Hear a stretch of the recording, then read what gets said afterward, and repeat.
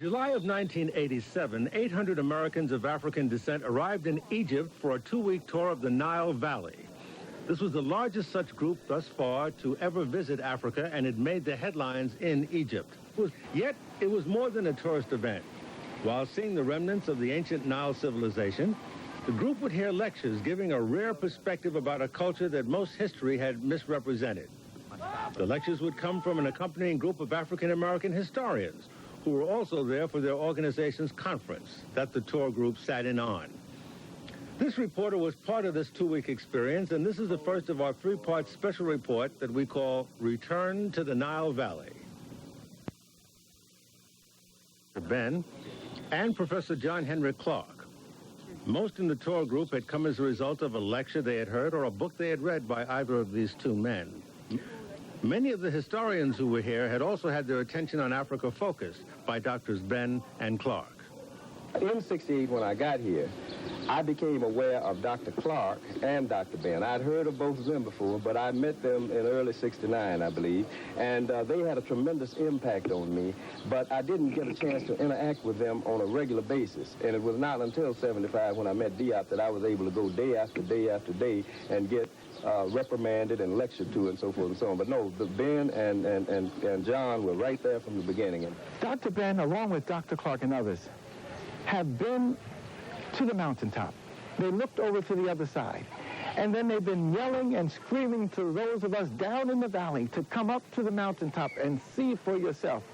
Many of us have been able to work our way up and stand at their sides and see for ourselves. But too many of us are in the valley, lost, and we cannot see what is on the other side. Alone, they have changed the whole of history. They've destroyed the big lie. They've created a new concept of African self, a new concept of African consciousness. History books have not always clearly depicted the Egyptian civilization as being explicitly African. In addition, the U.S. movie industry has depicted the people of ancient Egypt explicitly as white.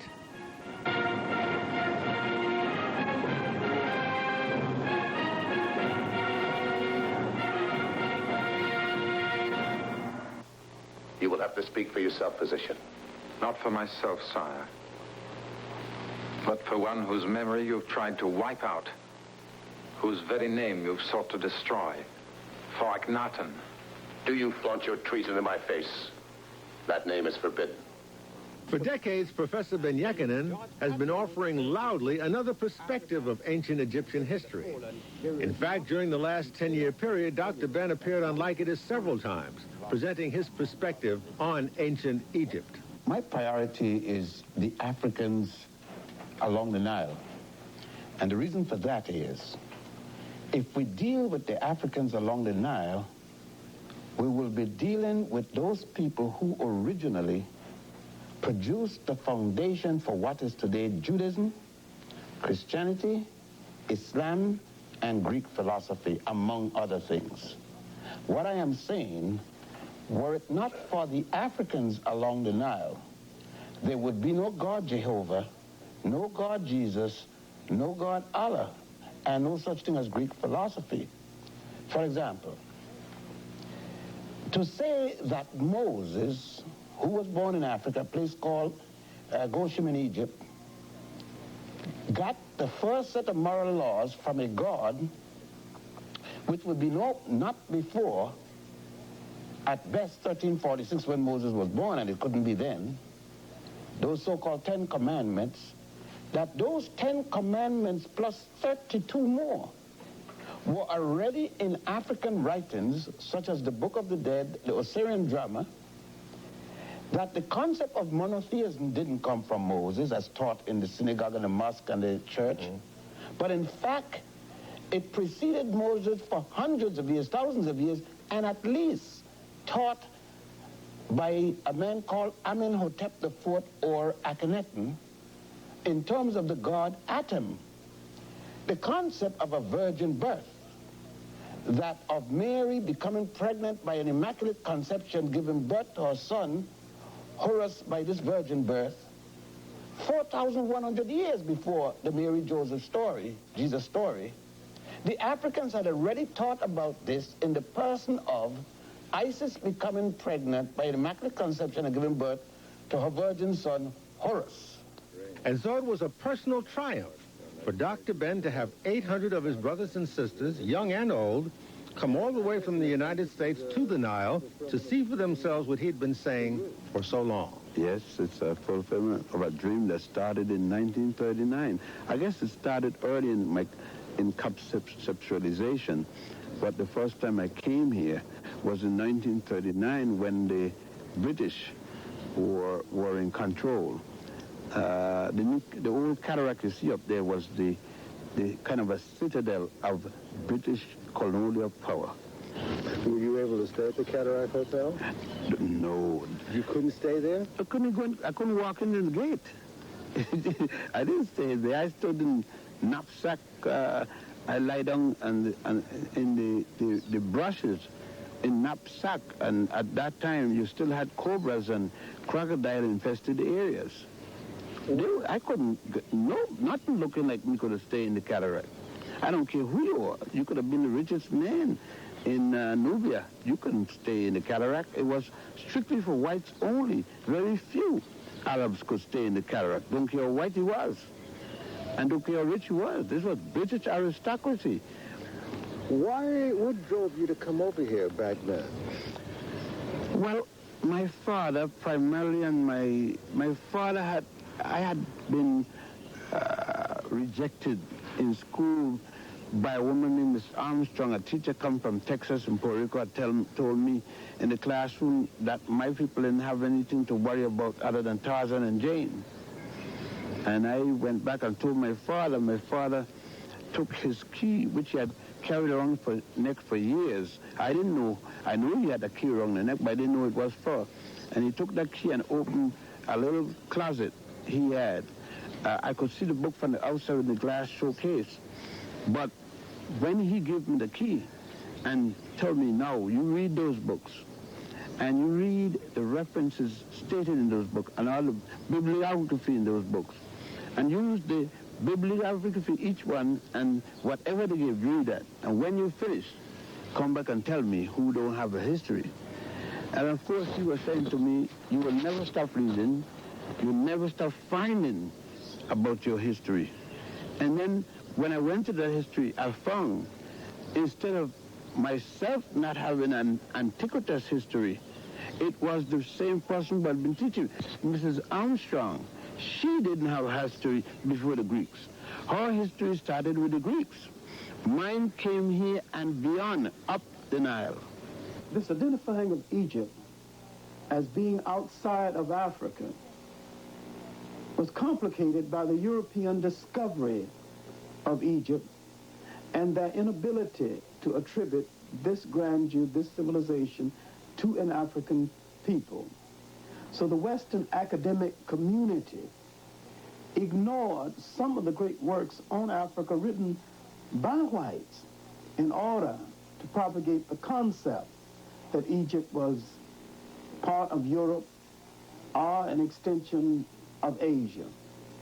And what they failed to do is to distinguish between the invaders of Egypt and the indigenous people of Egypt.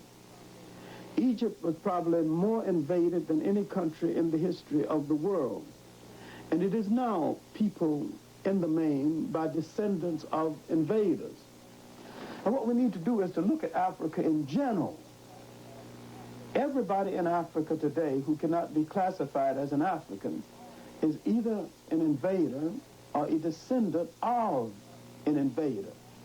Many times these invaders are interpreting African history and interpreting African nations, the nations that their descendants moved in and tried to destroy. Egypt is the home of the first functioning civilization that ultimately laid the basis for world civilization.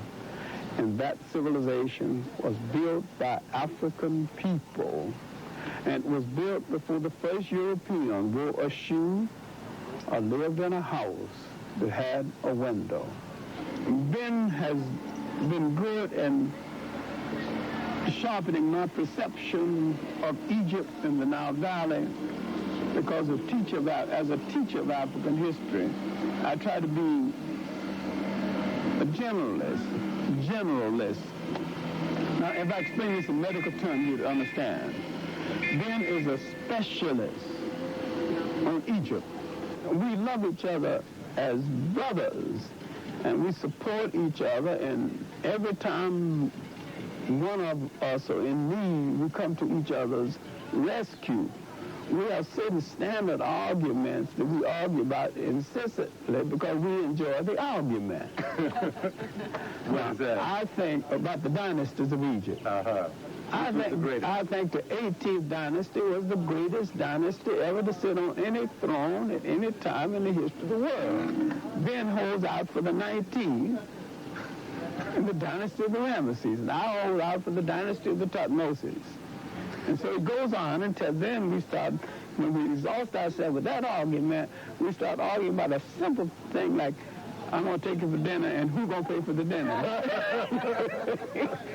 This canopy of understanding, as expressed by Doctors Ben and Clark, served as a basic theme of the journey.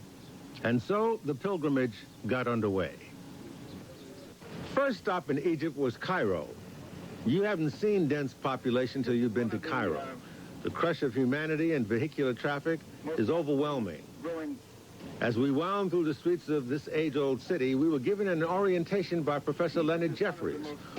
You know, we've got to be able to look at these things in an African consciousness, but that means you've got to rid yourself of the European mind that we have, that we've developed through our education process. When we go south, it'll be easy to do it, because we'll be out of this monstrosity. We'll be in a much slower environment. We'll be with people who will embrace us as Nubian brothers and sisters. You see some of the hotel complexes. There's the Ramses Hilton way down, all the way at the end. We stayed there a couple of years ago when it was just being completed. The Nile Hilton is near there.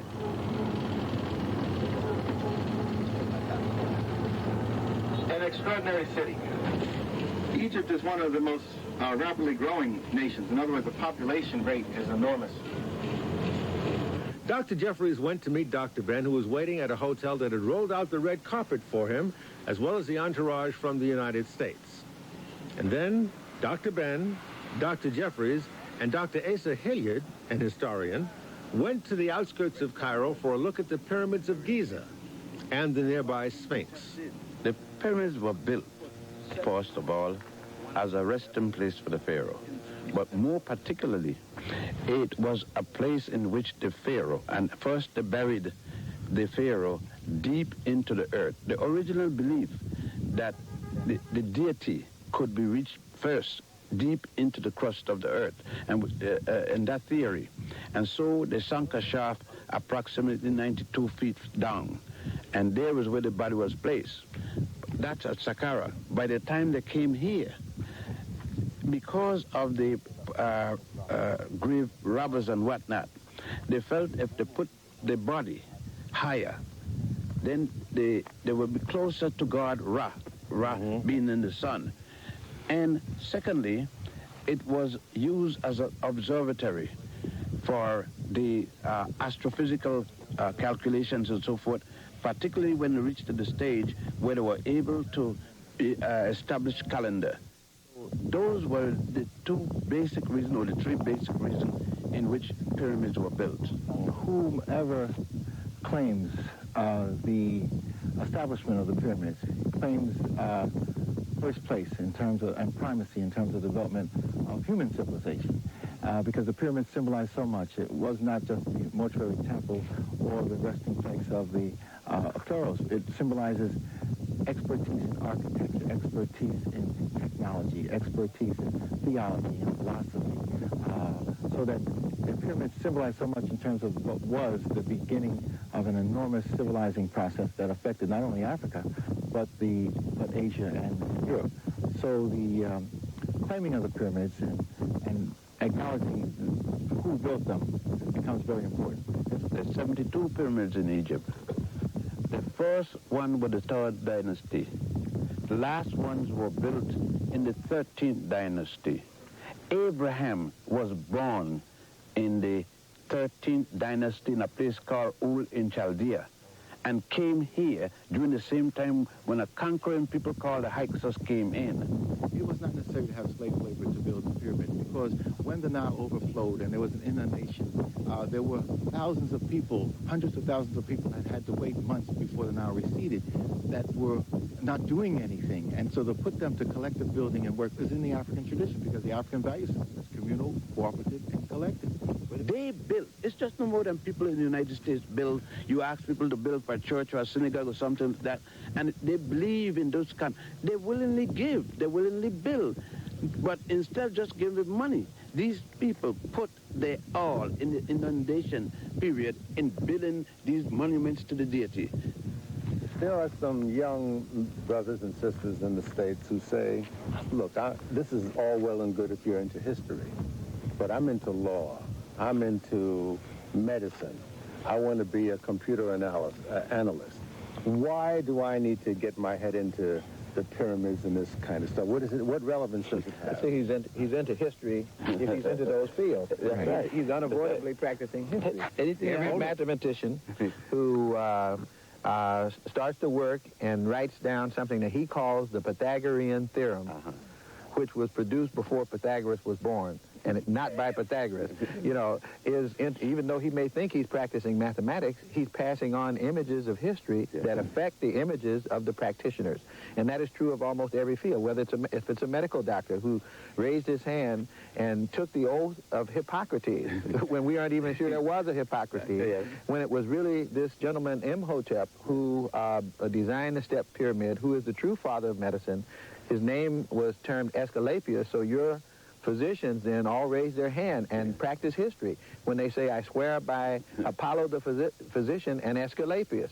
And the very fact that many of them can raise their hand and take an oath to a person that they don't even know suggests that maybe they ought to practice both their profession and history at the same time. And the beautiful thing about that question of the so-called Hippocratic oath, which many could say is the hypocrisy of understanding the domination of European culture, is that a living African genius, the vizier to the pharaoh, Zoser, Imhotep, became translated by the Greeks into a god, the god of medicine and healing arts. So the Greeks worshipped the Africans.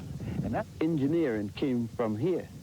Triangulation and everything, mathematics, pi, and all that came from here.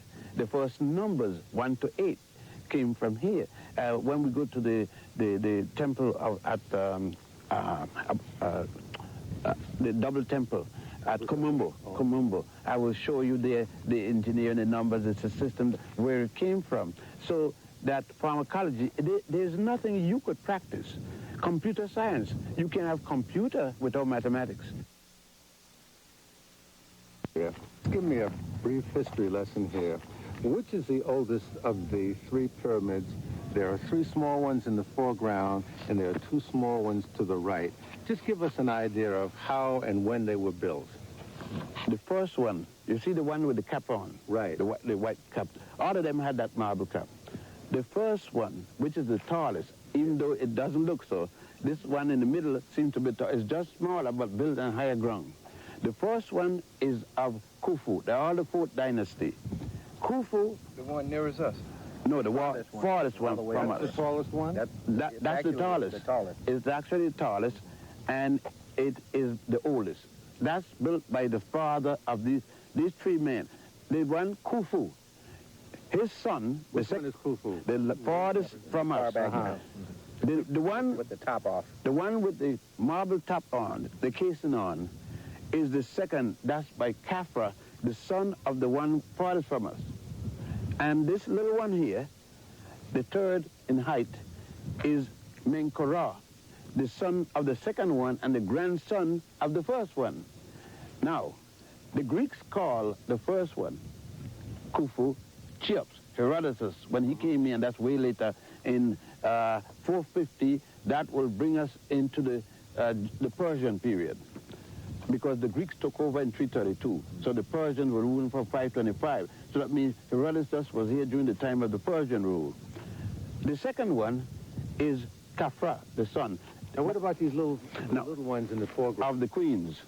the queens and a few other dignitaries, but mostly queens and prime ministers are the best. But the prime ministers, for the most part, and other officers are buried into what is called mastabas. We will show you. A mastaba is nothing but a rectangular shaped thing.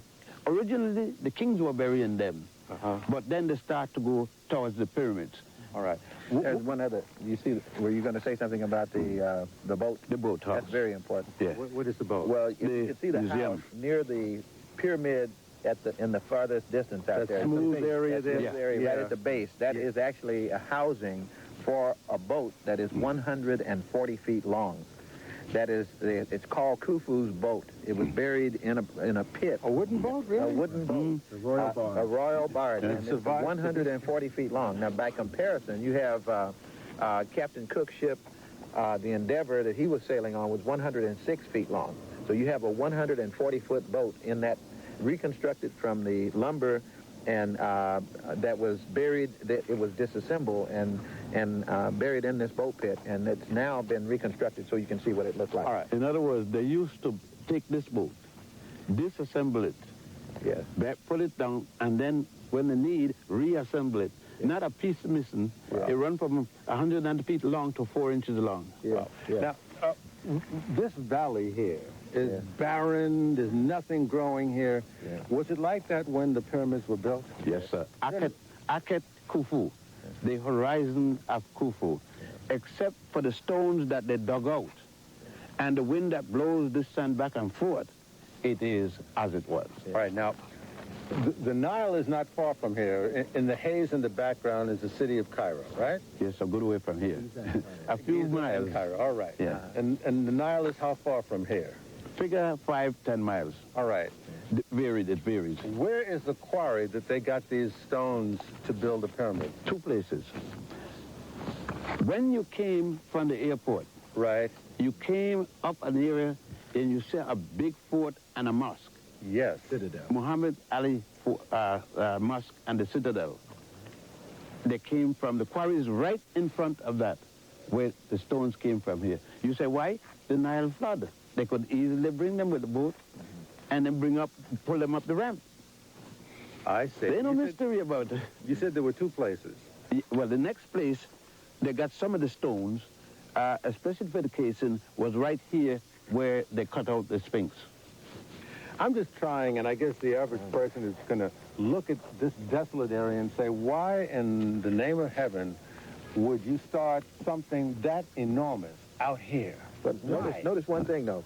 This is the West, and everything is symbolical in it. This is the West Bank. Yes. This is where you go when you die. The sun sets in the West, so that's symbolically, right. You go. This is the barren place where you make your final resting place. But you will rise again, and when you rise again, when you die, you're Osiris, but when you rise again, you will be Horus. That's just right. like the sun rises again, but it rises in the east. That's right. So most of your living quarters, your temples, were built on the east side of the river. This is the cemetery. We are standing in a cemetery right now. Necropolis. So the necropolis is right over here on this side. Necro is in death. Yes. Only the dead, except one exception, and the exception wasn't built.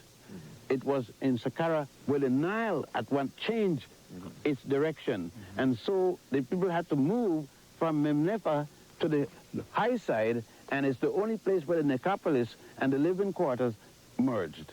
Not far from the Great Pyramids of Giza is a place called Saqqara, dominated by the Grand Temple of Djoser, that's spelled D-J-O-S-E-R, and the Step Pyramid designed by the African multi-genius Imhotep. Well, it's built on, if you'll notice, there's 1, 2, 3, 4, 5, 6 mastabas that you can see. And this is the burial pattern in pre-dynastic time. Used to dig a hole in the ground and bury the body and then cover it with a slab of rocks called in the Arabic mastaba, which means simply a flat bench, usually rectangular in shape. And this pyramid is indeed rectangular in shape. But you get the pyramid effect by stacking mastabas on top of each other. But you still have the same function, just as this pyramid has a burial chamber and there were 2 sarcophagi inside the burial chamber. There were other pieces of pottery, very little writing at all, inside the pyramid. This is the oldest pyramid in the world. It's the oldest stone structure in the world. And this whole complex there represents a type of architecture in stone that is unlike anything that had ever been seen anywhere else in the world. These were the native African people who built this, because you remember that we're in the first 12 dynasties still. In fact, this is in the 3rd dynasty, so this is really in the Old Kingdom, which would be the oldest kingdom in the world. And at that time this is pre-heroic Greece. You know, for example, the heroic age in Greece is somewhere around 2000 BC. And so this civilization will function for another 750 years before there will be anything resembling a Greek, even in mythology. And so this places us well at the forefront of civilization. They were native people, they were black African people who did this work. All the carvings, paintings, and everything will verify that. The Christians, early Christians, and the early Muslims dug the face out, actually went with chisels. The ultimate to this was the destruction, trying to destroy the face of the symbol of the god Harmachis, which they call the Sphinx of Giza, which Napoleon ordered his lieutenant to blow away the face. And that's the damage to it. It is even documented by one of his men that was in Count Vivian Dinant. Your 21 gun salutes come from that, with 21 guns it took to shoot the face partially off. Baron Dinant, who was with Napoleon, he and Volney said that that's what happened. Soon after that, it was off for southern Egypt. It was only a 1-hour flight from Cairo to the city of Aswan, populated by Africans of a darker hue called Nubians. We arrived in Aswan just as darkness enveloped this city. It would be from here that we would go by bus the next day to see Ramesses II's temple and Abu Simbel. Also, Aswan would be where the historians' conference, ASCAC, which stands for the Association for the Study of Classical African Civilizations, would hold their conference. The entourage would all but fill 3 major hotels along the Nile in Aswan, including the old Cataract Hotel, the hotel that once denied Dr. Ben a room and now found itself, ironically, making a lot of money from the very group that Dr. Ben had brought. A fleet of buses headed further south for Abu Simbel. The 3.5-hour journey crossed desert country with temperatures that would reach 130 degrees that day. When they all returned to Aswan that night, Dr. Ben would lecture them about what they had seen. And on the way out to Abu Simbel, each bus had a lecturer who would prepare the group for what they were about to see. African culture and society was built around a moral and ethical code, and every strand of conduct of the great and every strand of conduct of the most humble had to fit that code, and it's symbolized by the concept of Ma'at, M-A-A-T, that there is justice, harmony, balance, order, reciprocity in the universe, and we all should abide by that. And that was the overriding factor in this culture, and that became part of the history of later peoples. The Greeks took a part of the system, it became Greek philosophy. The ancient Hebrews took a part of the system, it became Judaism. The ancient Christians took a part of the system, it became Christianity. But the people who had the whole system were the Africans of the Nile, and they used it to sustain a cultural civilization for 5,000 to 10,000 years. And that's the greatness of what we're about to see. It's not in the stone monuments, but it's in the ethical and moral system, the values, the concepts that these things represent.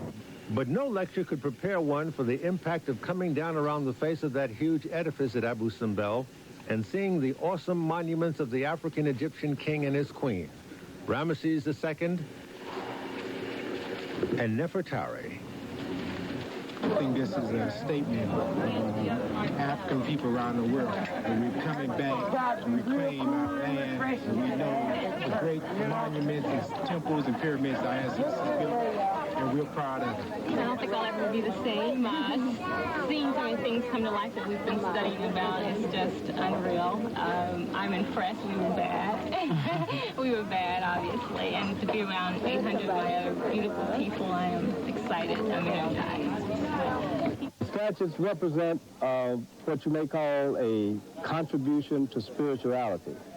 Ramses II was trying to reinforce his image as a spiritual leader throughout what he considered Kemet. By that time, the boundaries of Kemet had expanded as far south as perhaps Napata, and he was trying to demonstrate to the whole country the grandeur of African spirituality, and so he built these great temples to represent his dedication and commitment to that. But he came from a family that originated in the Delta. They were black people, they were African people. The people of ancient Kemet were African people. There was no difference ethnically between the Nubians and the people that were called historically the ancient Egyptians. They were the same race, they had the same culture, and they had the same general ethnic orientation. And you can tell by the features of the queen and the features of Ramses himself, they both have flat noses, thick lips, that they were African people like we are. These represent the creative genius of African people at the beginning of time, okay? This is a great statement to the world of human possibility. These are monuments to our history, and it shows, as Garvey said, what humans have done, humans can do. Ramses II was extraordinary because his rule was one of the longest in the history of the world, and his building projects have lasted for eternity. These monuments are important because they're looking south into Nubia, from whence the culture came, the source, the roots of Kemetic civilization. And it's very important for us to appreciate that this is sacred ground. Ramesses II was the greatest of all the kings that bore that name because he consolidated the gains of the 17th and the 18th dynasty. And in the conflict with the South, what is now Sudan, it was settled with a political marriage between Ramesses II and the Nubian woman Nefertari. And this political settlement marriage became a great love affair. It was not a great love affair. And her temple reflects the respect that not only he had for her, but carrying out the agreement to treat her with great equality. Now, where we are geographically is close to the Sudan. And now, after Ramesses, this is the 19th dynasty, the great pharaohs of the lower Nile had their day in the sun.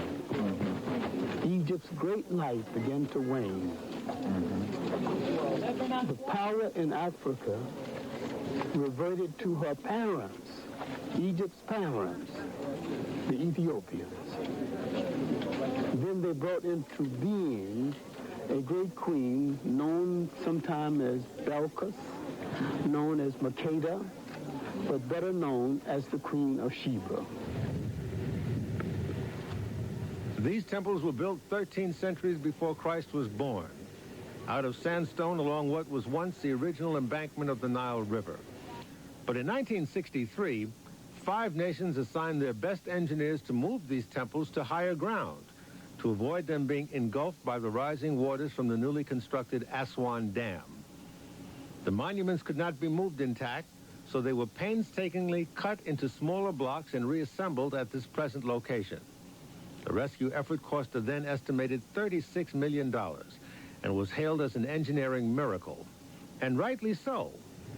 But what then does one say of those who originally created all of this, some 3,287 years ago? After the trip to Abu Simbel, Dr. Ben delivered evening lectures at 2 of the 3 hotels where the group members were staying. First, when you went to Abu Simbel, you saw this colossus temple, 2 of them, that were chopped out, hewn out of a mountain. I wish you had the opportunity to see them before 1961. when they were cut up into pieces because of the new dam, and it will give you an opportunity to see it in the two manner, not just as it stands today, even though as impressive as it is. But the first thing is that we have been taught that the only time a man, a ruler, ever built a major temple for his wife was the Taj Mahal. But no one told us that this was here for thousands of years before there was a Taj Mahal, and that an African man had built it for an African woman. An African man from Nubia by the name of Ramses II, the son of Satai I, built this temple for the most beautiful queen, Nefertari. The word Nefertari means most beautiful, and the word Nefertiti means the beautiful. Now, Ramses ruled from 1298 to about 1232, before the Common Era. He built this temple as a gift to his young wife because there was some altercation between him and her father to the south in Nubia. But you must remember, Nubia at various times extended all the way north to a place called Asyut. It is north of Luxor. What you see today as Nubia is an infinitesimal part of what it originally was. So that temple down there represents the reunification of ties, of bonds between ancient Nubia and ancient Egypt. When you look at the first temple, the temple of Nefertari, you notice that the main deity there is the goddess Het-Heru, Hathor. And you notice that Hathor, when shown as a woman, has the ears of a cow. When you get to to the Valley of the Kings and Deir el-Bahri, you're going to see the whole cow representing Hathor. What else you would notice as you went there, at all four sides of each column, you saw Goddess Hathor. Next thing you should have observed is the manner in which this temple has been reconstructed. And I wouldn't go into the modern aspect of the temple. But you notice that in these temples, what is being told is the life of the pharaoh or life of the queen. The temples of worship, the main purpose is to celebrate the god or the deity of the temple, as well as to tell the life of the individual. When you move over to the temple of Ramses II himself, you notice the four major figures in the front. They're each about 30 foot tall in the sitting position. But in the middle of the four, two on each side of the doorway, above you see the statue of the figure of God Horakti. Horakkhty.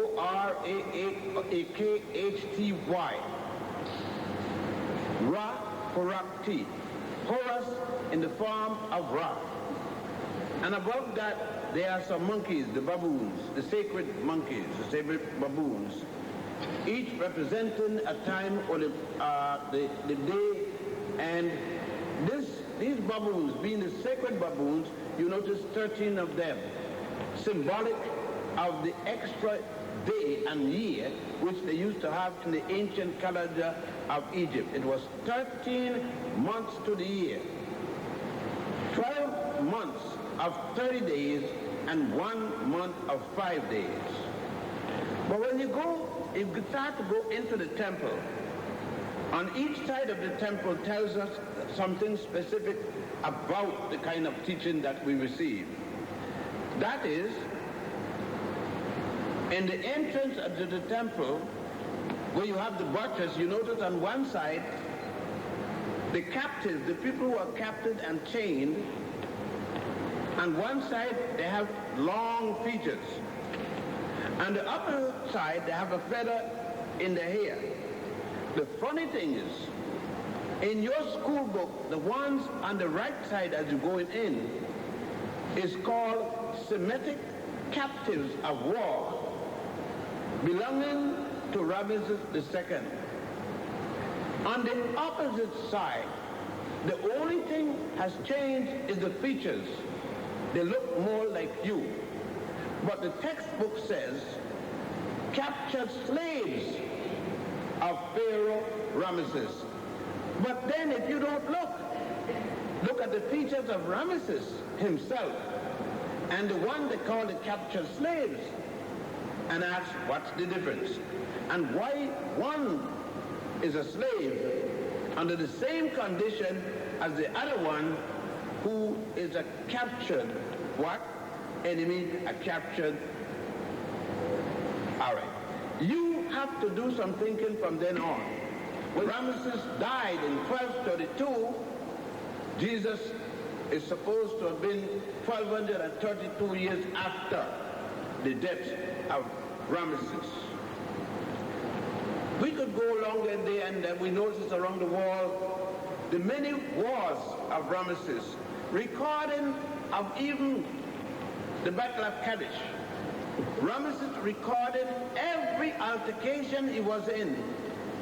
Why then, when his army is to be drowned by the Red Sea, the water parts away, leaving a tremendous gorge, that his soldiers, men prepared for war, all drowned by this gorge, but the Hebrew children, men and women from age whatever to age whatever, pregnant women, old people, crippled people, all of the Hebrews went down the gorge, down the side, walked up the side of a wall, and crossed over, and not a single one got killed. I just finished reading a paper from the Washington Post in April, showing what this noted world scholar now would start the question and said, there was no such thing as the Exodus. It was in fact just a folklore. Do we need this kind of backbone history for all the way back there? We living in 1987. Well, what do you need a mother for? You living now? Get rid of it, you dumb born. No. You see, you got to put the things, that's what I've been telling you. You can't just read it. You got to, you know what they say, and analyze it with what you're doing and what your belief system is, and know how you got robbed. That's why you're here. I didn't bring you here just to give you a long airline trip. You know, and diarrhea.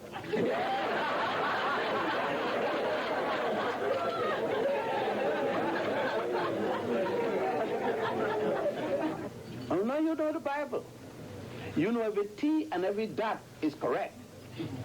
But you don't know where you stand in it, because when you see the pictures, if I had to go to heaven based upon those pictures, I'd be scared like hell, because I could say, there ain't nothing but crack up here. I won't want to go on those pictures.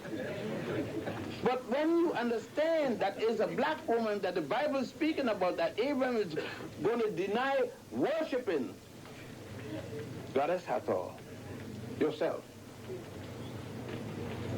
then you realize that here too is an attempt to put down the African woman.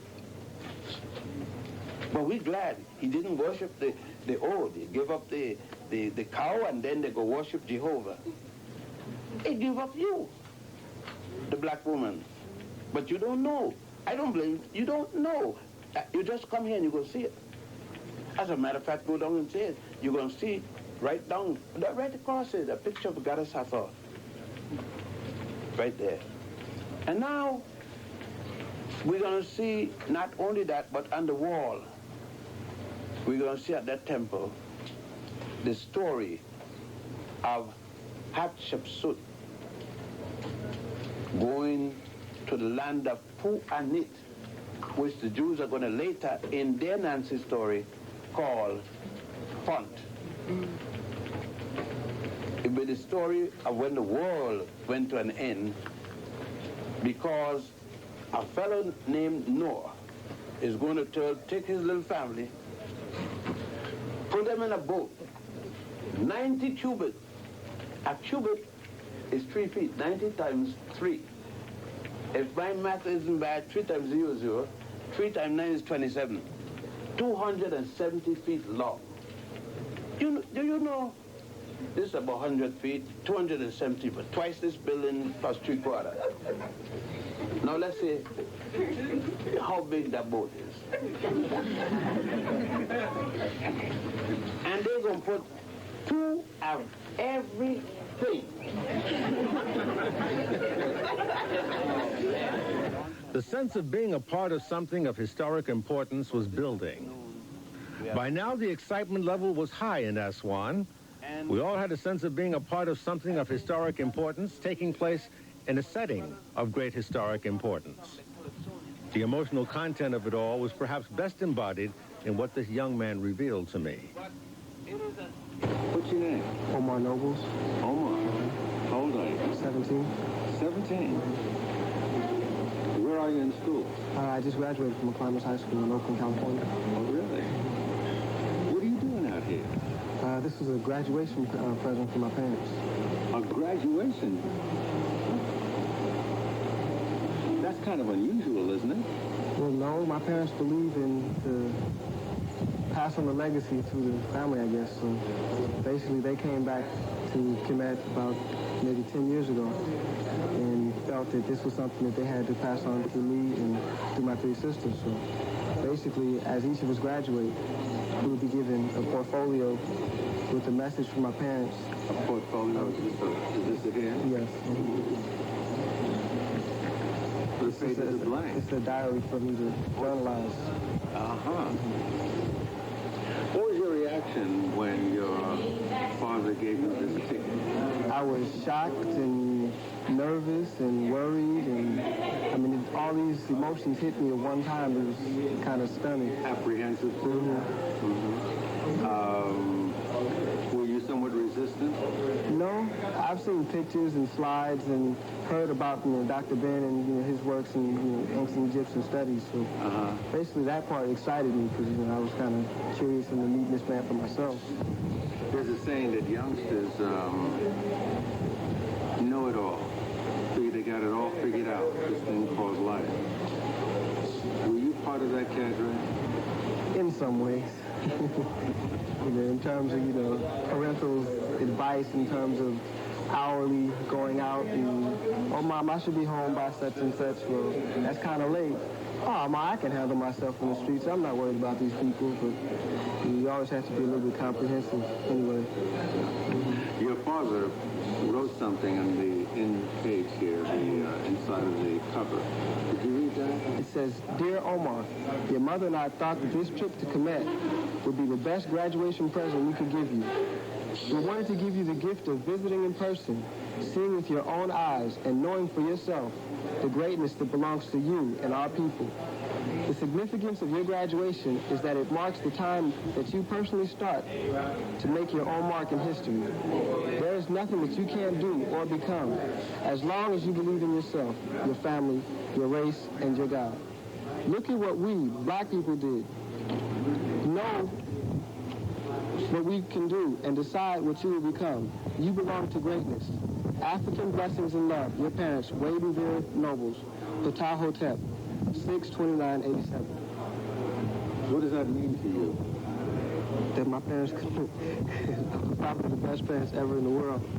My father's, I don't know, it's like he sees all these things ahead of me that I really didn't pay much attention to. And he knows more about my greatness than I did for myself. And after being in the black land, I was starting to see for myself that it's about time I get on the road and do for myself. Do you think there are any limits to what you can do or be? After seeing the pyramids and Ramses II, there is no limit to anything.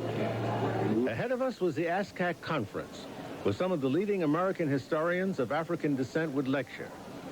And there were those awesome temples and monuments waiting to reveal to us their ancient bond with each of us, as you will see in the next hour in our three-part series called Return to the Nile Valley.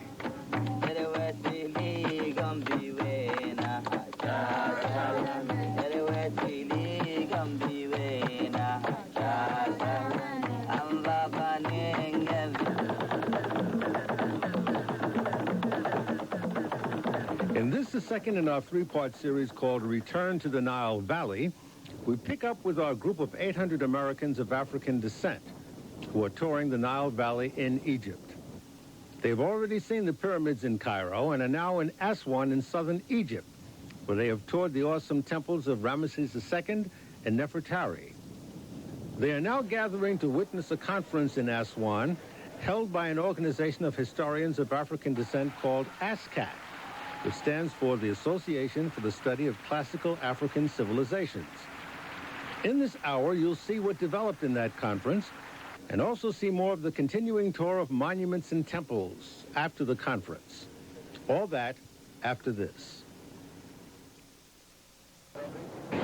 Egypt is a country of about 45 or more million people. Those people live in about 4 to 5% of all the land. The Nile, along the Nile, that's the fertile land. Egyptian education is free, completely free. Education is free to and including college. You don't study what you want. You study what you prove you're competent of doing, according to your record. Egypt is a partly socialist, capitalist, mixed economy. You can't starve in Egypt, it's impossible. Every man, woman, and child in Egypt is guaranteed bread, coffee or tea, and sugar. You may not be living good, but you can't starve. All housing is controlled by rental.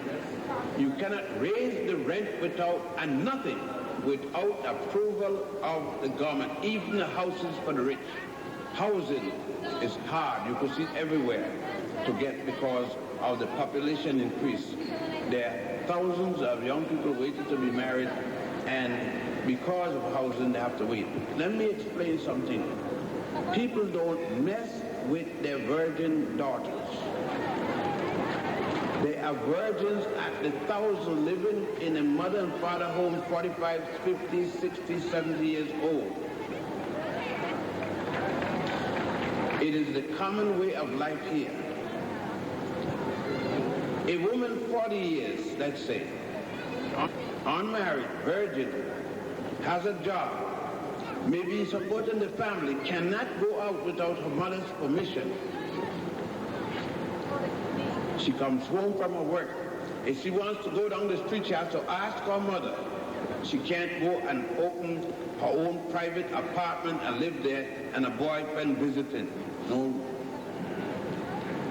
When she gets her first marriage, she is expected to be a virgin and must submit the proof to her mother that night.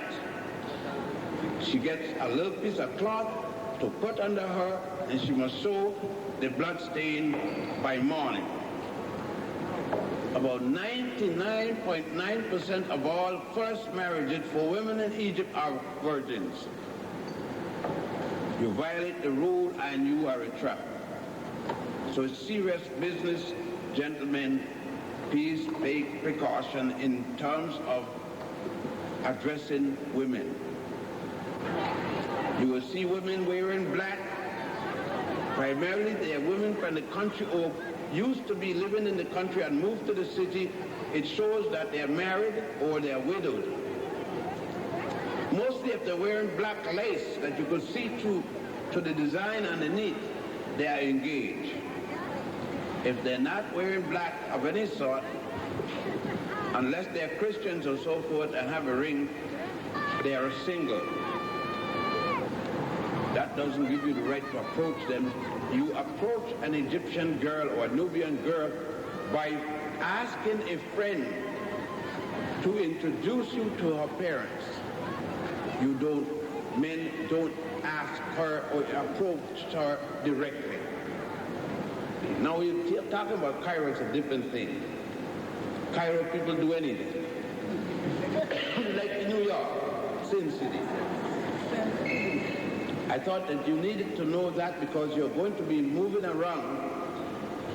And the ASCAC conference was held in Aswan in the Nubian Conference Center, the facility donated to ASCAC by the people of this city.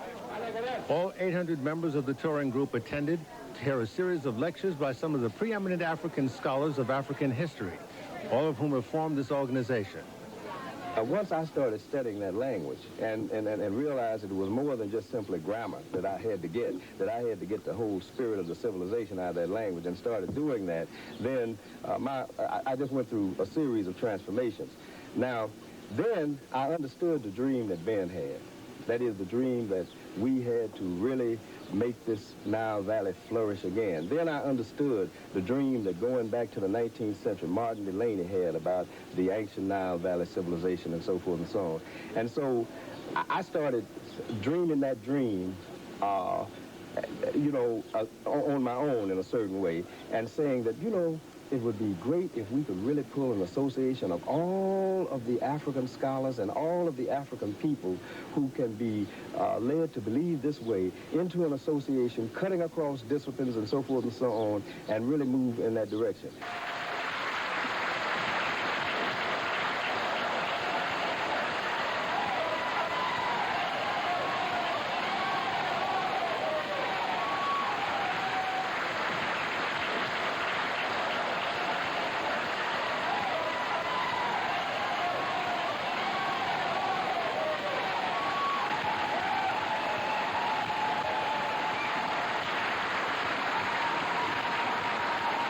Professors John Henry Clark and Joseph Ben-Jekinen are elders in ASCAC.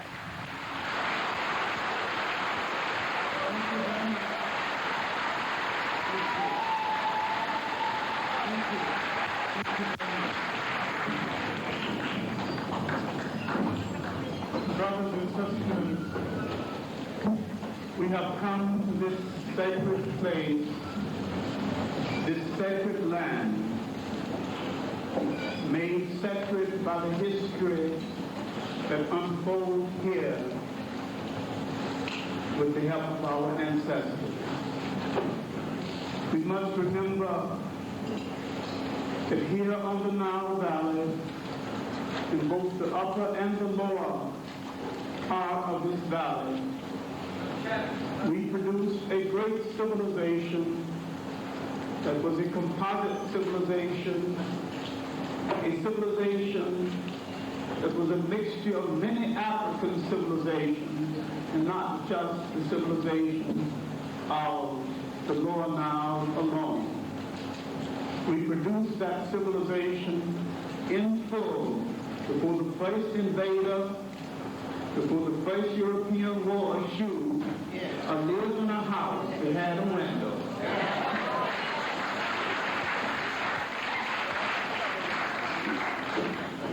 And foreigners gave nothing to it but to bring it down. While this was the first and the best known of the great river civilizations of Africa, it was not the only river civilization of Africa. It is the best known. It is the best known because it inherited the best talent in the African world as technicians and as builders. We must remember that we are not here for a vacation. We are here to reaffirm a sacred commitment, not only to reclaim Africa physically, but to reclaim it culturally, because if you don't reclaim it culturally and politically, you have not reclaimed it at all.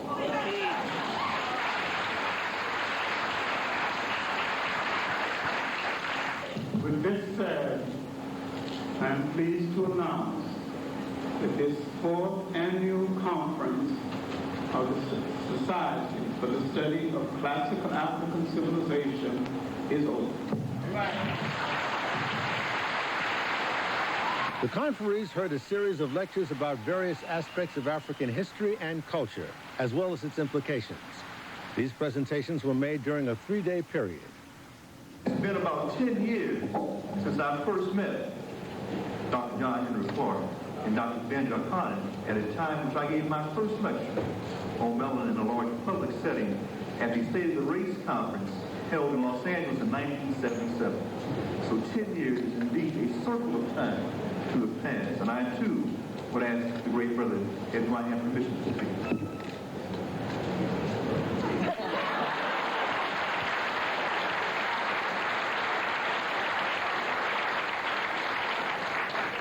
It is so important to appreciate the role of the elders. They bring to us so much from the world that is hidden or beyond comprehension. And it is an honor to have them to guide us, and we always seek that kind of direction. My topic today will address the subject of the Kemetic maps of consciousness and looking at the question of a mentor in the Book of the Gates. Let me kind of begin with an overview and say that in some books, they begin with an opening saying that in the beginning there was darkness, or if you will, blackness, and from that came light. That does not mean that dark is dirty. That does not mean that dark is chaos, meaning of disarray and anarchy. Rather, it raises the question that was presented to Dr. Ben Karnak yesterday, that darkness is the womb of life.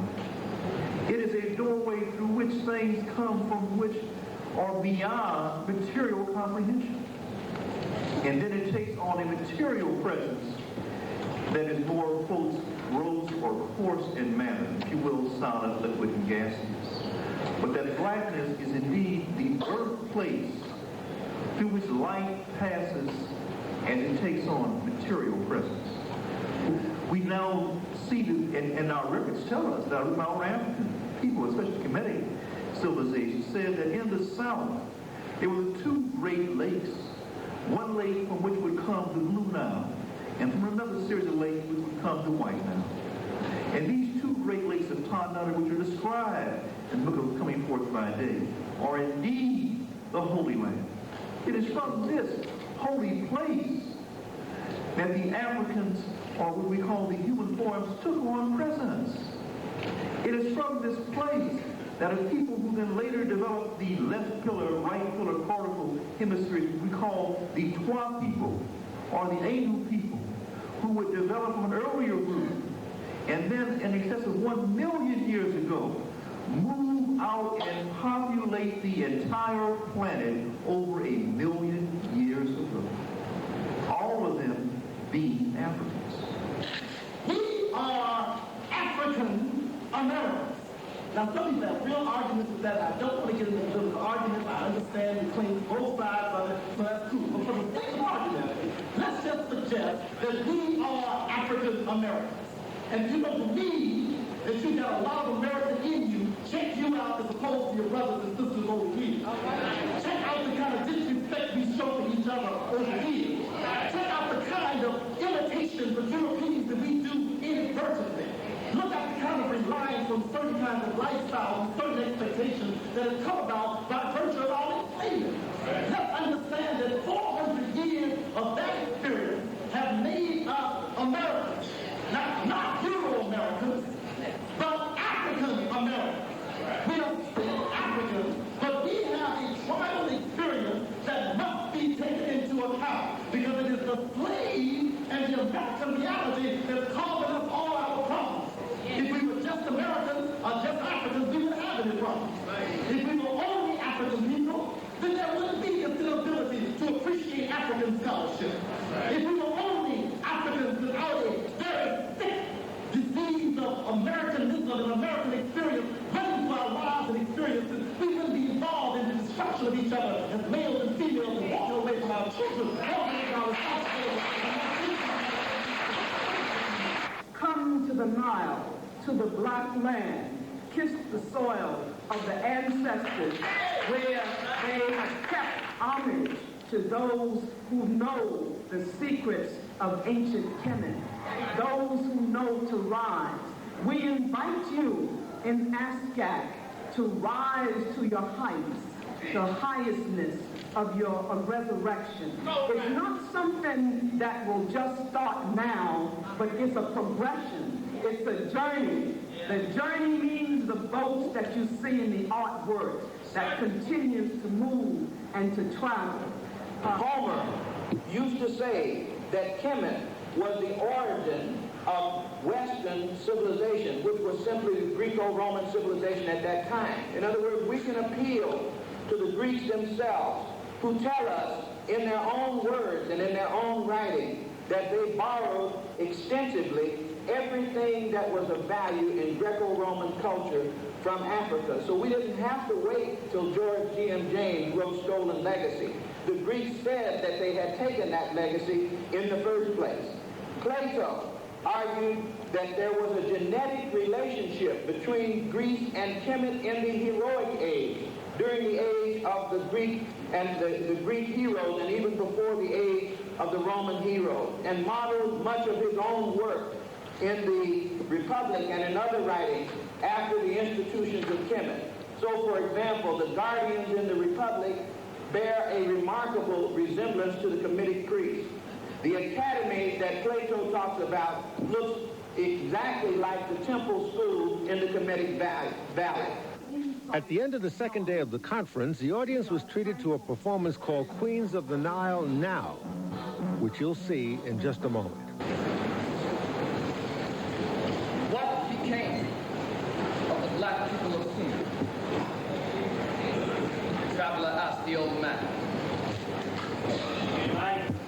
For ancient records show that the people of Sumer were black. What happened to them? Ah, the old man sighed. They lost their history, so they died. Come, join me in summoning our ancestors by repeating the chant with me. Come, Africa. Come, Africa. Come, Africa. Come, Africa. Come, Africa.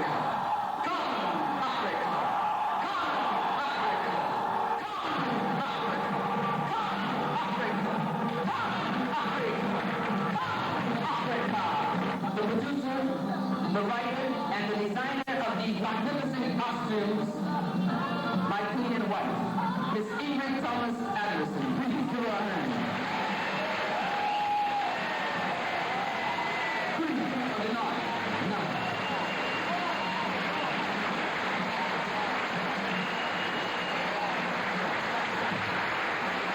Thank you very much. It has certainly been our pleasure and honor to bring Queens of the Nile here to the Nile to present to the ASCAC members. All of these sisters that you see today, this is the first time they've ever performed it. Most of them.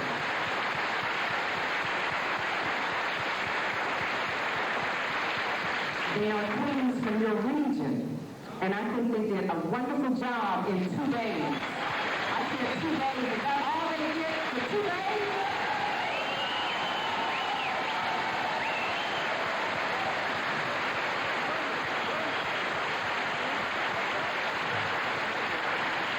Amidst all the cultural and intellectual excitement of the conference, a rift clearly emerged between some members of the organizations. Two of the elders, Professors Clark and Ben, were plainly at odds with at least one of the high-ranking officers, namely Dr. Maulana Karenga. Dr. Karenga is a professor at the University of California and was once known as Ron Karenga back in the 1960s. What it says to us is that we are the fathers and mothers of human civilization, that we introduced the basic discipline of human knowledge, and we who are the fathers and mothers of human civilization have no business playing the cultured children of the world.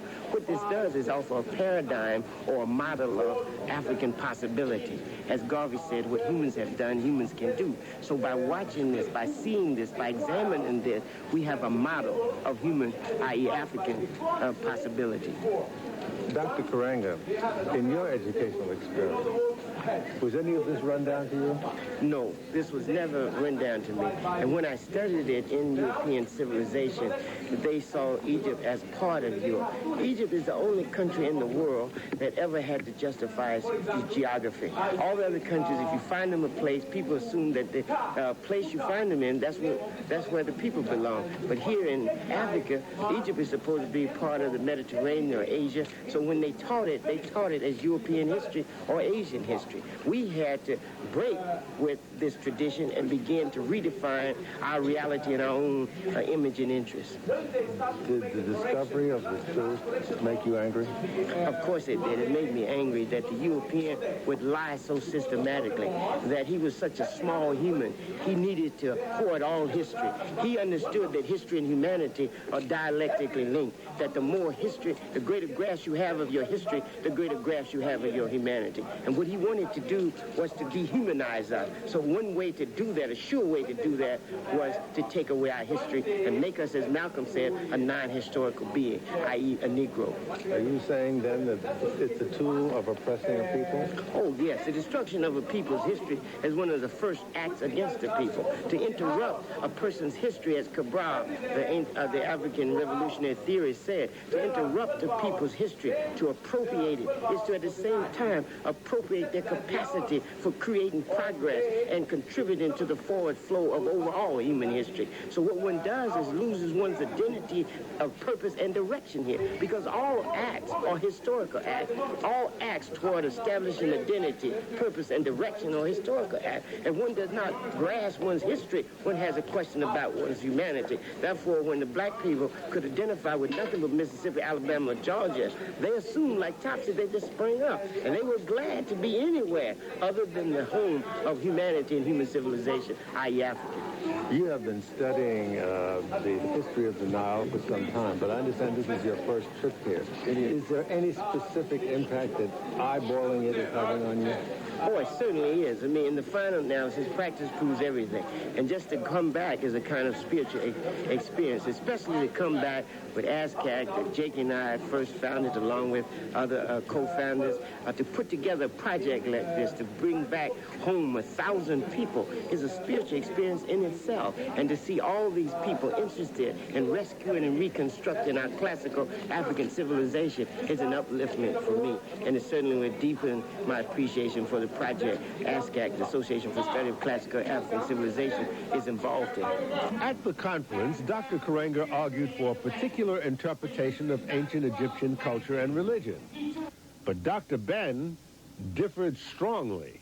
He wrote the Hosea, a book he called the Hosea, which he took from various ancient books, holy books, sacred books of the Nile. He rearrange and interpret as he sees fit the sayings from these different books. He wanted me to endorse it. I let him know I can't endorse it if it was a book that you say to inform people, I could endorse it. But when you want this to be the canon book, the book. What does that mean, like the Bible? The Bible, the sacred book of the organization. And I felt that ASCAC should have no sacred book. People should be allowed to be Christians, Muslim, Buddhists, anything they want. But we should get information to them to let them know what all these things are about, where they came from and the source. That created a hard feelings between the brother because I refused to endorse the book. And the brother then started to insist that it be adopted as by ASCAC as the divine work.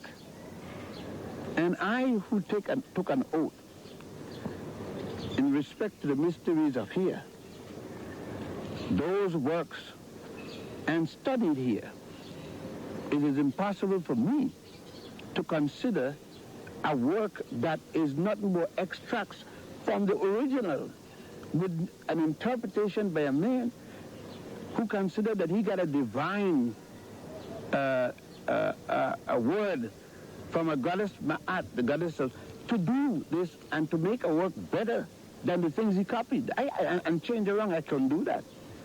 Not in good conscience. And that's the alleged point of hostility. It's not a point of hostility. I don't differ with the brother many other things. That is a particular thing. And I would differ with him if he was Jesus Christ or Muhammad or God or Jesus or Moses on that point. Beyond the argument over interpretation of African history on the Nile was the issue of respect. In my case, I didn't even mind about the respect, because I said respect aren't demanded, respect is earned. The vast majority of you, as you see yourself, the people show me that respect. It is, you see where it is, Gil? Since I'm not hung up in the doctor business, since I write in a vein for the masses, since I've been fighting that we not be addressed as doctor this and doctor that we address as brother and sister, so that all of us would have the same status, all of us would have the same camaraderie, and nobody will feel that because he's Dr. So-and-so, he have more input. They can't see that. Some of them feel, well, I work for this and I'm a scholar and all this kind of thing. You see, that had never been anything for me, because my father reminded me that most of the people that give out doctorate didn't have any. They didn't even have a degree. Degree started by a man who didn't have one. He has a right to be resentful of people who come into the field and establish themselves as authority, who wasn't even born when he entered the field. That anger is justifiable. Some in ASCAC saw it simply as the normal friction involved in the changing of the guard. It is difficult to turn loose sometimes that stage that represented your flowering, and so that's the way I interpret what happened the other night. Just that he does not like stepping down. That's right. He wants to remain active, and I think he's just afraid that when he goes to this next step, there won't be anything for him to do. But I have always tried to assure him that my concept of eldership is that at that point, you are at your most valuable position for the community. There's a certain degree of paternalism that develops over a field of knowledge that you have been the sole pioneer in for a very long time, and a sense that other ways and other people and other perspectives of doing that thing is suspect. I think that's a part of the stridence that comes along with age and pioneering and long-term commitment to that. That's one aspect of it. The other aspect of it is that there's a certain arrogance that goes along with youth and an unwillingness to give proper respect to those who came with limitations, but sincerity nonetheless. And the inability to reconcile those forces, that is the stridency of age and pioneering spirit and the paternalism that goes along with that, with the kind of eager enthusiasm of the young scholar who is coming along doing that. And I think that the pain and the conflict that seemed to have been reflected in that presentation has to do with the conflict of those energies which are confronting each other. My sense is that that's an inevitable process. I think that happens within a family with parents versus their adolescent youth who are beginning to come into their own adulthood, and the need to do certain things that are rebellious often in doing that in terms of negating the power, the responsibility of the parents. I think there's some of that that's inevitable. And I think one of the things that I tried to identify in the presentation I gave last night is that conflict is not always bad. Pain is not always bad. It is in pain and in conflict that new birth often comes about. I think the problem is that when we use the conflict as a means of dismissing the struggle that's inevitable in terms of that whole growth process. And I think if we see it as growth, and I think if we work towards trying to reconcile the differences and to bring about the mutual respect, that is, Dr. Ben needs to have greater respect for the youth. I think that the youth need to have greater respect for the contribution that Dr. Ben made, given his time, given his situation. The rift was apparently a serious one, and most who attended the ASCAC conference couldn't help but see it. And this caused a lot of confusion, because most of those who had come came because of their interest in Dr. Ben. And they assumed that this group of historians was an extension of Dr. Ben, which in a way is true. So, seeing Dr. Ben at odds with his own organization, ASCAC, was disconcerting to say the least. We have these jerks, these fits, these starts, these conflicts as generations move together, and they're trying to move into their proper niches. We revere a Dr. Clark. We revere a Dr. Ben. And that's what our generation hopes to do. At the Great Lodge at Luxor, we hope to do the appropriate thing for them and to make our commitment with a new covenant to rebuild a new African consciousness among our people wherever we find them. And this is the greatest tribute we can make to them in respecting the work that they have done. The dissension would carry over beyond this conference back to the United States. But for now, the pilgrimage would continue. There was a great deal to see, as you will see in a moment. Pilgrims would have three basic sources of information: from the lectures they had heard at the conference, lectures on site of the monuments, and lectures each evening. You attended the conference 3 days. Some of you went to the temple at Philae yesterday, some this morning, and some in the afternoon. About the temple of Philae and what else you saw. When you land there, you probably land at Trajan's Spear. Trajan, the Roman emperor. What's significant about this temple? There are many things, but in particular, number one, to me, is it the first time you're going to see a temple or part of a temple dedicated to the world's first known multi-genius. I am Hotep, or otherwise Imhotep. You see, in life-size sketch, single-line sketch, beginning the story of the first murder in human history ever recorded. Is going to deal with the murder of Osiris by his brother Set-Typhon.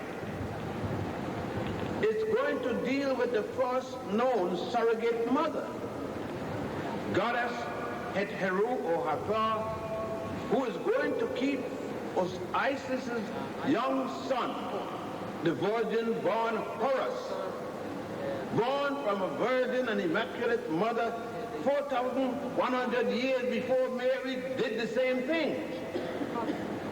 Now, you're going to see in this same temple, as you pass that wall, the big wall you see with that shape is called a pylon. That's what it means by the pylon. The outer wall with the door is the pylon.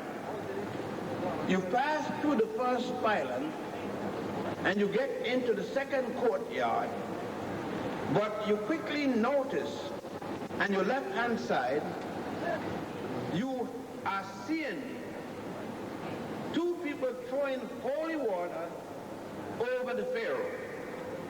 You are plumb in the presence of a baptism, but you are told that the first time a man baptized another one was when John the Baptist baptized Jesus. You found out that was a lie. Because you're seeing a baptism that took place before the birth of Jesus. I came to Egypt in '82, convinced I was a very educated American woman. I went home and I completely re-educated myself. I found out that things I had learned in school were lies. They were not true. Omissions were made, impressions were given that did not exist. I'm returning now 5 years later, completely re-educated. Hi. We've been miseducated in the sense that we have not been told the complete story. We've been told from when we came on slave ships and not before. So this is a great revelation and a great mental adjustment in that our minds are being freed, in a sense. in a real sense, which is necessary.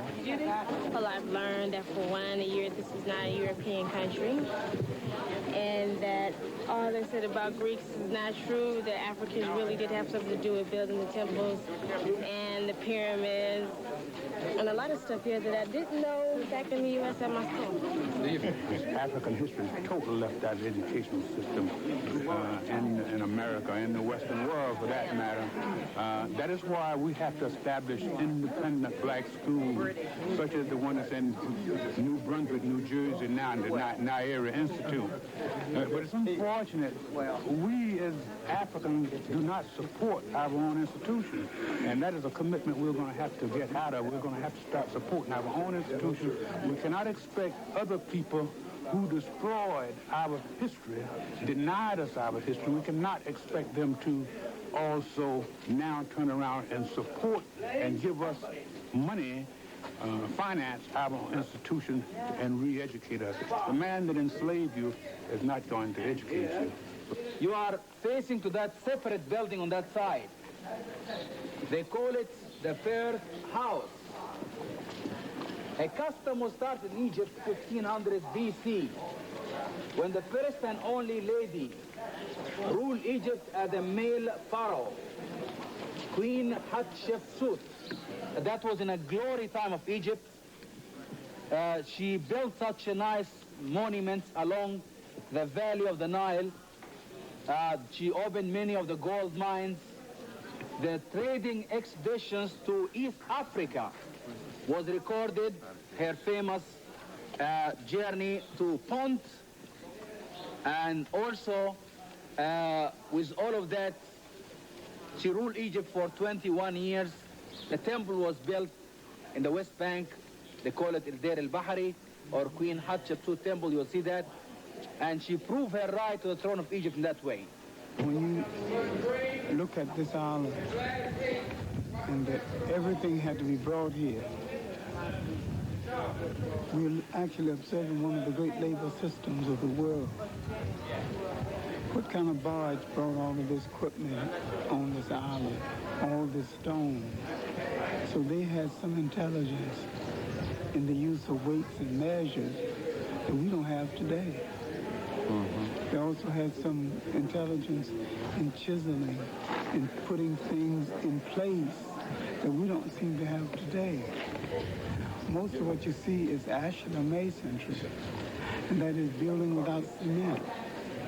There's nothing holding this thing together except the proper placing of the weight on other weights in order to create balance. And that balance was the key to the life, to the society, to the building, to everything that existed in that society. It was a matter of balancing one thing. Most of the pyramids, there's no cement holding all that brick together. But they held together by balance, and it's been there 5,000 years. We can't do that today. This temple, great temple of Isis, well known in the history, this was the last temple in Egypt. They worshipped to Isis till 396 AD. And after that time, it was converted as a Coptic church and a Coptic monastery.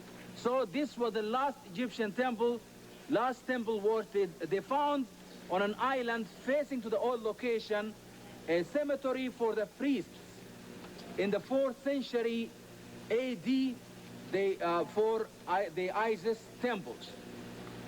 Or the same way also, the name converted may be like the native, the Egyptian name. They call it the Ptolemaics, Philae, which means land of friendship, land of brotherly love. So that was, which is the name after that time. So the old name, this was the original island, and whole temples were all half a mile away from here. The elevation of the original island was much lower than this level of this island. In 1902, the British built the old dam on the bed of the first cataract of the Nile. And that was the purpose, to have about 1 million acres planted in the delta of the Nile with cotton And for that, in that time when the old dam being built, this area was converted as a reservoir area. Suddenly, the original island and the temples were flooded. The archaeologists and everybody interested in that monument, they worry that the temples being built with Nubian sandstone, the damaging was started in some places. For this reason, for the fact, with a big appearing from UNESCO, they saved the temples. It was quite an engineering feat. They built a huge cofferdam, 2 big sheets of metals around the original island. The divers, the Navy's divers, they went to the bed of the Nile, they cleared the silt, they took photographs for everything. Then inside the cofferdam, they start to build a great pumping line. They pump water from inside the cofferdam until it's converted at a dry place. In that time, an Italian contractors company was responsible to move the temples, stone by stone, 40,000 blocks of stone by stone. This project finished in 10th of March, 1980, as the last international cooperation to save the temples. So as you see, it's one of the best preserved temples in all over Egypt, which is relocated. This was the best recorded period in the history of the world. They wrote on everything. They wrote in the middle of a spoon. They wrote on the handle of a fork. They wrote on everything. Everything had an explanation as to why it came into being. They left it for all the world to see. There should never be any doubt as to who they were and what they did, because they left us a record in signs and symbols and in their writing. Till 800 years ago was in south of Aswan. That Nubian kingdoms were still the Nubian kings' names, a list known even for the late time. So that was a kind of, when the Romans came, they didn't start any kind of, they found it that it's hard to fight the Nubian kings. So they start to make some treaties with Nubians south of Aswan itself. This lower part of Nubia, or this part, was a kind of treaties. That's what the history books mention. Okay, this is Hathor temple. Hathor was a lady of joy, goddess of love, beauty, music, dancing. May you see some of the simple musical instruments here. This is priest playing with a double flute. Another one having a harp here. And right here, sorry, this is May. He's Bess, god of pleasure. Pleasure, yes. He's dancing with his harp also. And this is our dancing baboon with electric guitar.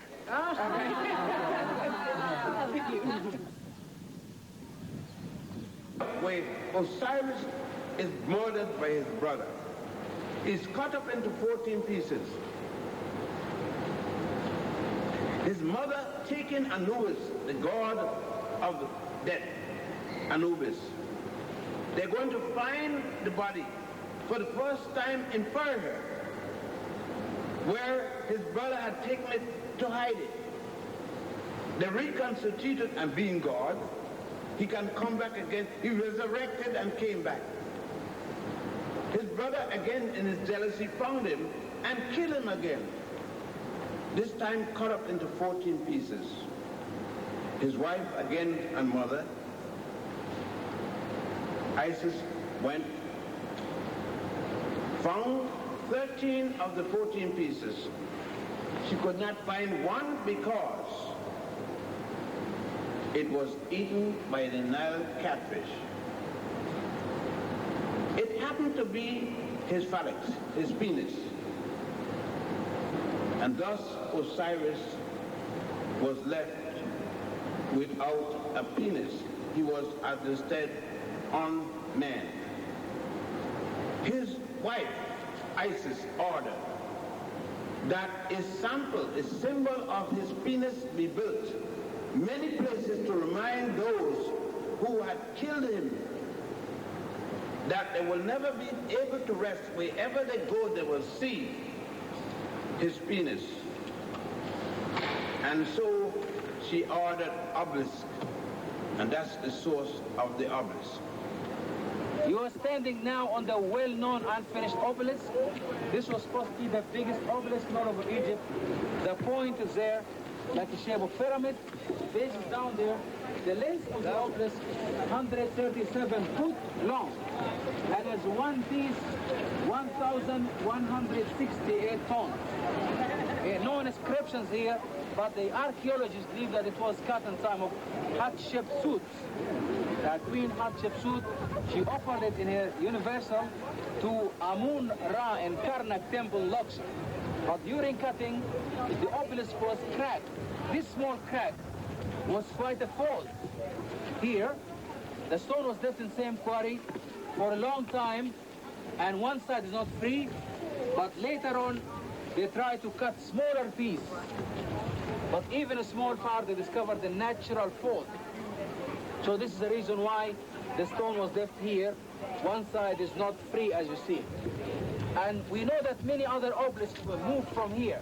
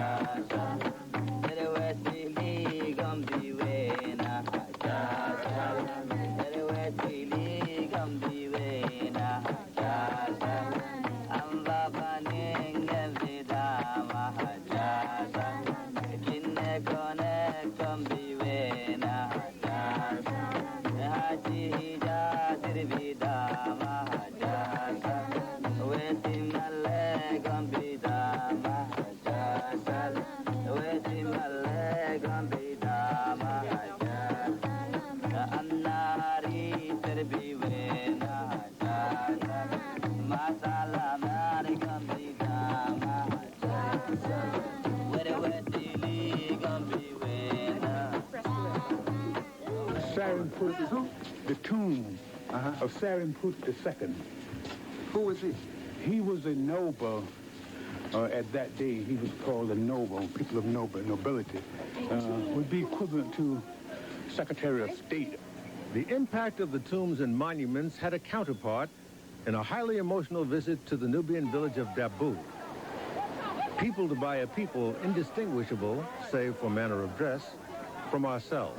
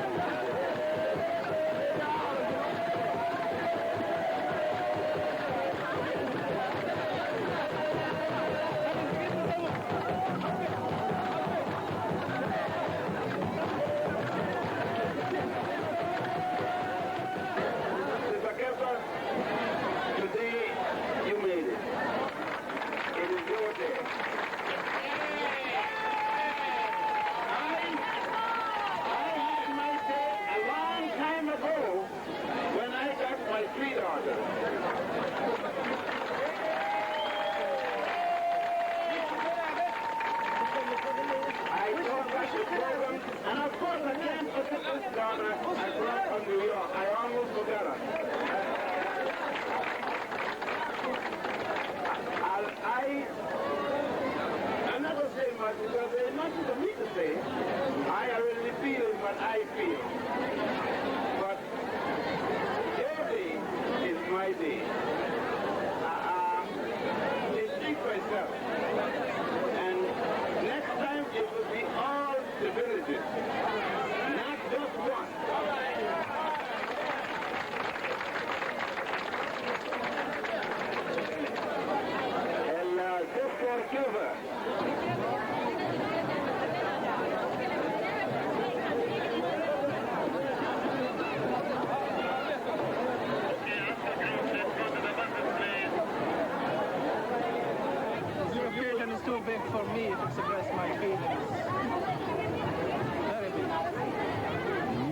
happy to see us. Now it was off to the northern part of the Nile Valley.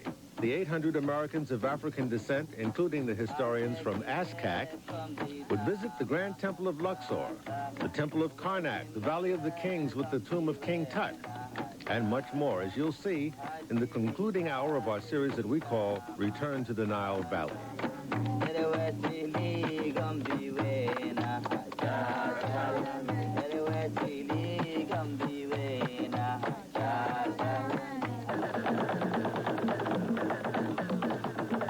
The journey of the 800 African-American pilgrims now moved northward, down the Nile. Now, that might sound confusing, but the fact is that the Nile is the only major river on Earth that flows to the north. So, down the Nile is to the north, up the Nile is to the south. We'd all be staying in 3 hotels in the city of Luxor. From here, we would visit the Valley of the Kings, the tomb of King Tut, and a number of magnificent temples, including one that is so huge it staggers the imagination and the naked eye. All this in this concluding chapter in our 3-part series that we call Return to the Nile Valley. This temple was rebuilt during the Greek period, as what is called the Greek period, the Greek domination. Of course, the Greek didn't do the work. The indigenous people did the work, but the Greeks were in control. This temple is done during the time of Ptolemy the 12th, the father of Cleopatra the 7th, the Cleopatra that they're always talking about, her father, who changed his name from Ptolemy the 12th and called himself Nuus Dionysus, which means the new Osiris. And that's the period of this temple, but it's rebuilt on another existing temple. So you got to be careful. Most of the temples are rebuilt on other temples. So what we have here is one of the recent temples. It's one of the temples that was built by the Greeks. It really is built on the same location as 2 earlier temples. So this spot is actually a very, very ancient spot for temples, even though what we have here are the ruins of the most recent ones of that process. And what we find throughout Egypt is that very often people will use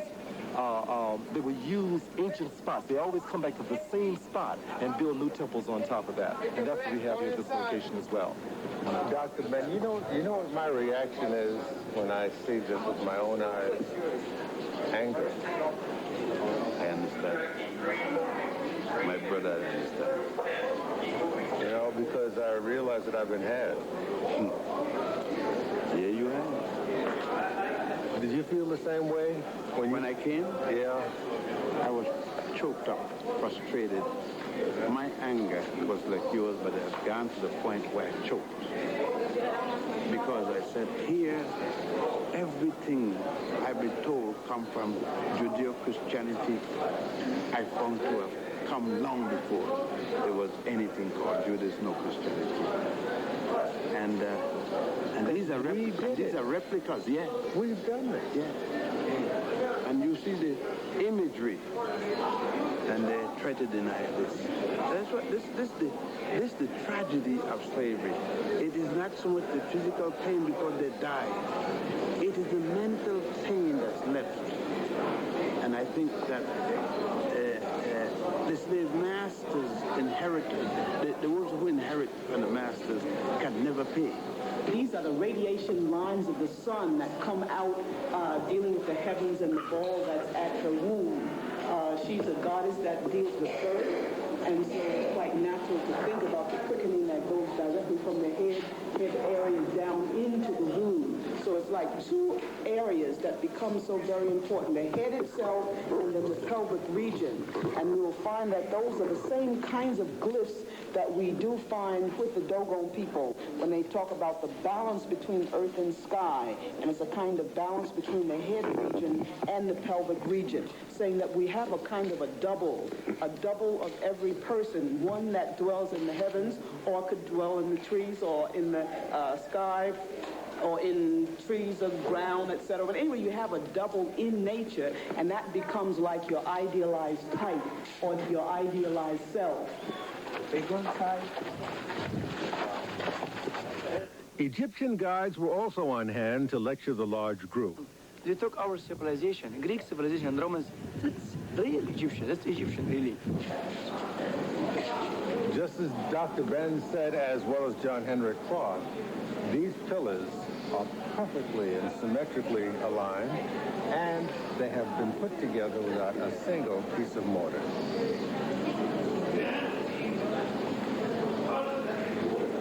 Dr. Ben, how did they actually do this work? In some cases like that, they chisel it into the wall, the stone itself. They bring the solid stone, a block, and then they cut the block around, and then they chop in. But as you could notice, in this case, they put on the plaster, let it dry, and let it not completely, and then they took a pattern and they put it on, and they carve out what is stamped. So this is not solid rock. There are two types. Plaster over rock. This is plaster, but on that, you got two types. Notice there are two types. So he dug into that one. One dug in, and this is plaster. You know, I was noticing that up in the ceiling, there are holes. Oh, yeah. For the hinges. Okay. There were cedar doors. Big, solid cedar doors. In two halves.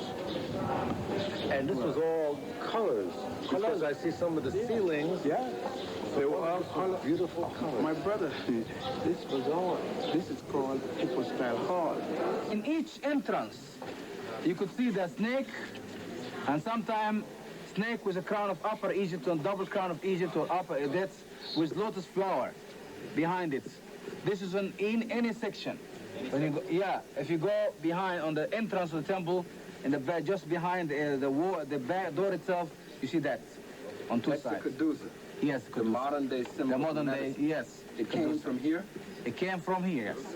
Yes. Old symbol. Right. So you mean the white people were not the ones who invented all this medicine? No, don't believe that.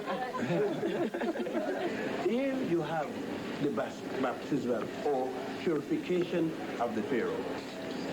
The god Tahuti or Tut, the gods of the scribes, along with God Horus, baptizing the Pharaoh, Ptolemy 12. The baptism is done with holy water. The water is symbolized by the Ankh and also the Was, W-A-S. The Was is the greatest symbol. Here is a Was. This is a Was. This staff with what appeared to be a goat head. And here is an Ankh.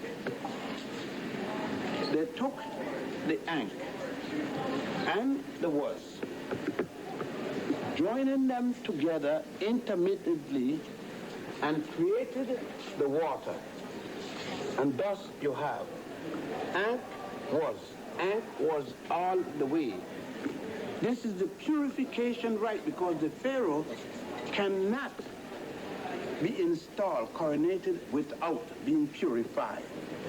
The removal of all his wrongdoing, because since he's going to be the Pharaoh and he's going to represent the people with the admonitions of Ma'at, I have not done any wrong. I have not committed murder. I have not robbed. I have not speaking with an ill tongue, to make sure he has to be purified, like Jesus was purified. And those are the urns that are pouring out the water? Pouring out the water, both sides. Then the next scene, after purification, now Ptolemy the 12th is coronated with the crown of the north and the crown of the south, the crown of two lands. We know it is so because here is God happy. Symbolically, of course, the God happy. And look at the good word. We know it is the God of two lands because he represents both men and women. The breast of a woman and the penis of the man, the penis held in a penis container, penis cup, like a jackstrap. God happy represented with the lotus flower and the papyrus plant. And here you have Isis following below, How we know it's Isis? By the chair at the crown. So that we know that these different gods. And everybody carrying the ankh.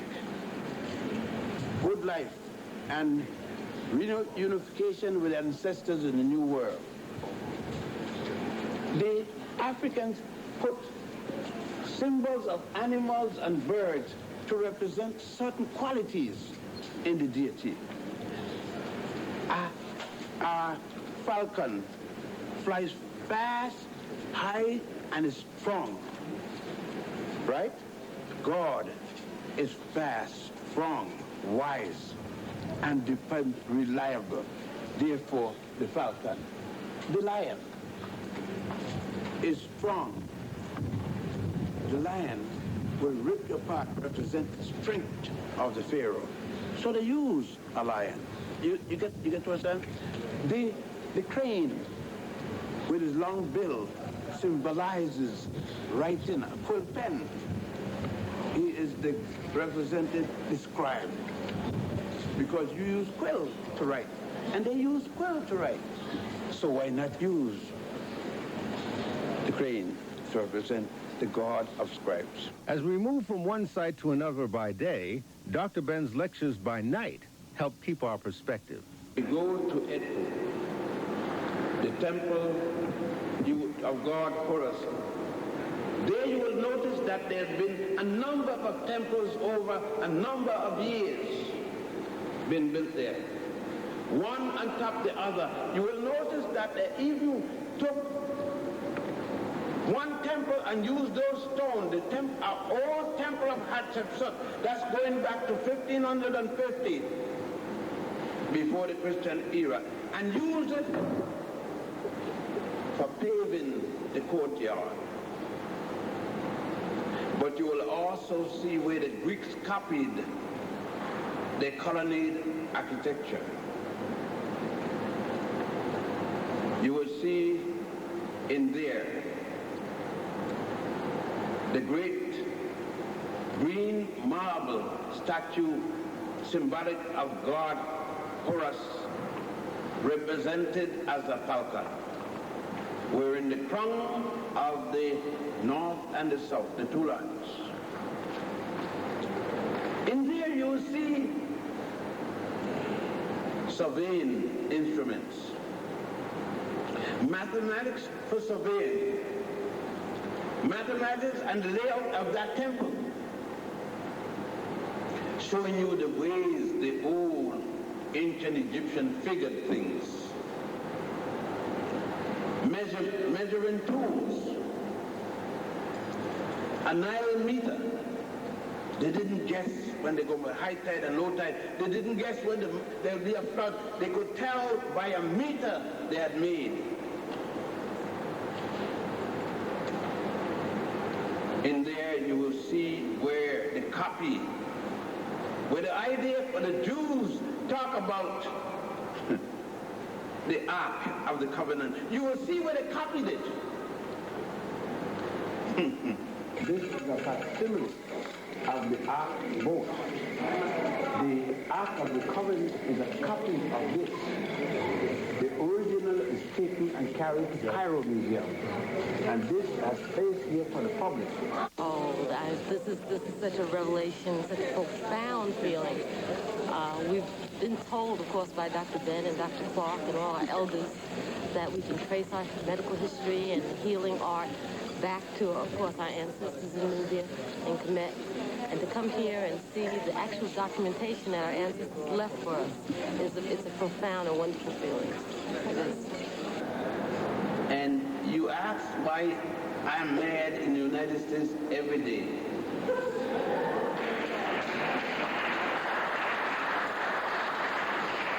I've been mad for 1939. I'm going to stay that way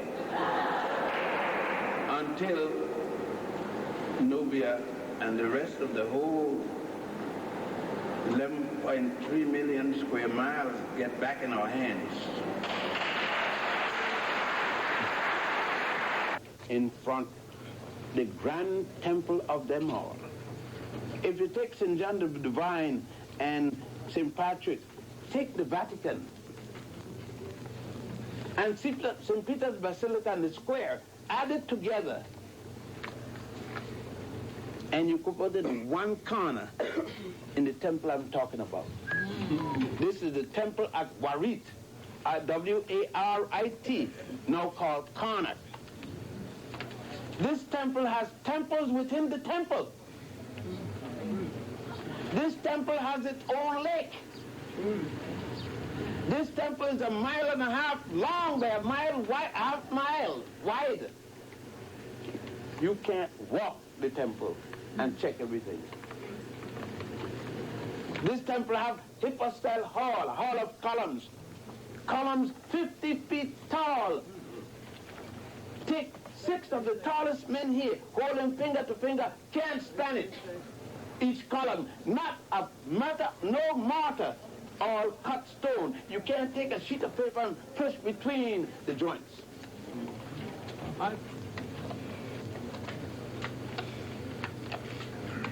And you tell me we are an oral people. We don't write. What the hell kind of already talking? It's mathematics, it's plans that build this temple.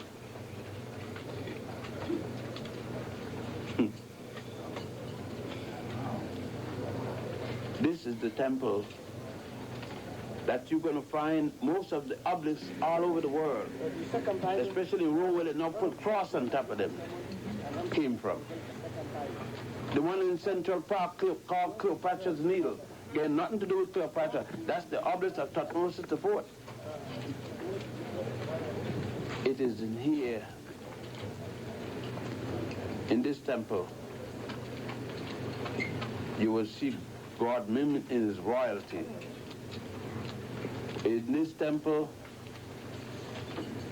you will see the obelisk of Hatshepsut and Thutmose III. It is in this temple, a few young people in this audience will be in the whole group married. You have come before this gathering stating that you wish to be joined together. In the tradition, we do not join 2 people. It is not the custom anywhere in the continent of Africa to join 2 people. We join 2 families, 2 villages, 2 waters. Land is spiritual. The human family is spiritual. The birds and bees are part of a spiritual continuity. All of it had to harmonize. So the Africans created the concept of Ma'at, M-A-A-T, that there is a harmonious cosmic force in the universe that everyone seeks to arrive at. And it's a spiritual dimension of life. That's why these great things were built. If you look at the pyramids only in terms of its technical dimension, you miss the enormity of it. If you look at the Temple of Karnak, which was generation after generation building to their God concept, the greatest temple complex in the history of the world, you miss what the Africans were all about. If you walk the mile-long sphinx that linked the great temple complex at Karnak with the great lodge at Luxor, the temple at Luxor, that was the great university center of the world, where there were tens of thousands of people learning how you move from a low level of consciousness to the highest level of godliness within your human context. The arts, the healing arts, the scientific arts, the arts of studying the universe, music and whatnot was taught in the Great Lodge. It is the granddaddy and grandmama of the Masonic order, of the Rosicrucians. It is the prototype of the Temple of Solomon. It was built and enlarged 500 years before Solomon. This pillar temple along the Nile was the model that inspired the Greeks to build the Parthenon. This is the Temple of Karnak. It is in reference, that is in tribute to the god Amun-Ra, a god of Wad, or the Greek name Thebes. There are many points to the god Amun. One concept has to do with that he represents the emanation of that God force that is hidden. Some would make reference to that as being the statement of the access to the higher levels of awareness and those parts of ourselves that remain hidden, but indeed can be made visible with proper work. And so that is a very, very important concept. Many falsely portray the priesthood of Amun as in later years becoming a very difficult group to work with. But the key thing to be raised, it was from the same place, Wa'at, that African people later did reclaim the entire of their country after an earlier invasion of so-called Hyksos people. And it came from this place that we also have down to Fawad that there was a resurgence. And the African people did emerge from this place and then did retake all of Egypt. And Egypt went on to have a tremendous, Egypt did have a tremendous renaissance, a very vast degree. Here we are at the temple. It's called the Temple of the Grand Large here in Luxor, the Temple of Ammon. And the interesting thing about this particular temple is that it demonstrates in a fairly significant way one of the things that you see consistently throughout all of the temples, and that is that these places, for whatever reasons they happen to be, are actually spiritual centers. That is the main vestibule? That's the main vestibule. That's the circle to the front of the temple itself. That's the entrance into the temple. And then you'd walk through these columns until you get progressively closer to the Holy of Holies. To the Holy of Holies. And one of the interesting things about this temple, too, is the tremendous length of it. It's a tremendously long temple, and it's probably one of, I guess, next to Karnak, it's probably one of the larger ones, of course, in its original form. And in fact, in years gone by, of course, the two temples, this Luxor and Karnak, were actually connected by the Avenue of the Sphinx. The Karnak temple is about 2.5 miles down the road there, and in the ancient times, the two temples were actually connected by this fantastic Avenue of the Sphinx. So I'm sure that in the days of its glory, it was probably one of the most magnificent structures you could ever imagine. Where all people would come. Mm-hmm. All people would come outside and would gather in front of the temple. So there's usually a huge courtyard in front of the temple itself. As you move from the courtyard, there is a kind of a vestibule, an opening into the main part. So some of the special people of the religious people would come into the first opening of the temple. Then eventually, the actually accommodation for people becomes more and more narrow as you move back until you get to the Holy of the Holiest, and no one went there except the priests themselves. The priests who had gone through years of personal preparation, purification, and understanding of where they were and what they were doing, and that was a restricted area. And no one came there unless it was the priests or the pharaohs or the kings themselves in terms of a place of worship and sacrifice and ceremonies which occurred there. So the priests would execute the ceremonies, the people would get messages or indications of it from the outside and would vicariously participate from their presence outside. So the grassroots knew what was going on inside, even though they couldn't physically be there. Yes, and very often, for example, when they had the grand ceremonies, I'm sure all the people from thousands of miles around, hundreds of miles around at least, would come and would be outside, particularly along the Avenue of the Sphinx. But they would not be inside where the ceremonies and the main sacrifices and ceremonies were taking place. Those were never seen. Those were seen only by the grand masters of the lodge, the high priest of the temple itself.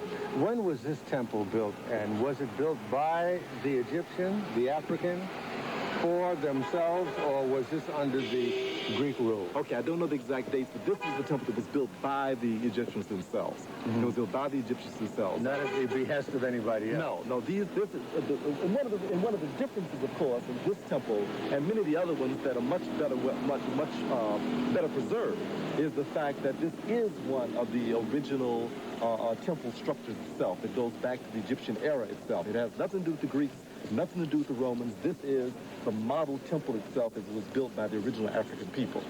It wasn't just a church. You see, it isn't just a church. They were places for learning. They were places for instruction. They were places for study. They were universities. For example, Karnak, which is the temple we cannot see from here, which is the one that's connected with this one. Karnak was the University of Apet-Asat, which was, in fact, one of the largest universities. In fact, I understand at one point there were almost 80,000 students who were studying there at that particular university. 80,000 students. At one time? At one time. At one time. And so all of the temples were places of instruction. And see, that's the difference. In a society which integrates the spiritual and the secular, where there is no separation in church and state, where science is not separate from religion, then, of course, then there's always an ongoing process. So they didn't just meet here on holy days and have a good time and wave the incense and then all go home and have Sunday dinner. It isn't the whole concept of the churches that we have, but these were places which were centers of learning, they were centers of instruction, they were centers of research. That's the other significant thing. They did research here, in the sense that in some of the places we've seen observatories, we've seen hospitals within the temple itself. So there were many, many uses that were made of temples which go far beyond the idea of a church. Why did such a people with such mastery, with such sensitivity, why would such a culture and a civilization die? All we can do is really speculate, but it's a speculation, I think, that's really very critical, because I think that what we can learn by whatever led to that are the things that kill civilizations, even in their greatness. And I think there are certain kinds of indicators. One of the things that we can certainly look at is that there was a decline in the society whenever there was an invasion from the outside. That is, the infiltration of other kinds of elements that begin to diffuse the richness and the centrality of the culture itself.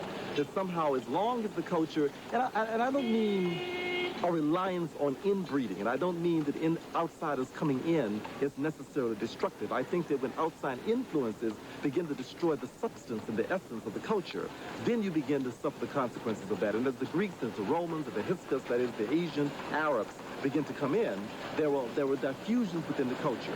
There were resurgences in the Egyptian culture, the Kemetic culture. That is, the culture regained its strength at points when those invaders were able to be thrown out. The significance of Abydos is that, by all fairness, this was our Jerusalem, and it existed over 3,000 years before Jerusalem, and it is still in basically its original form. It was a spiritual city. It was here at Abydos where the mummification process took place, for the weighing of the heart to decide whether the person has lived a life worthy enough for the person to enter paradise, the hereafter. This years before the Christians invented a concept called heaven and hell. More important is that in its structure and in its design, it is still in its original form.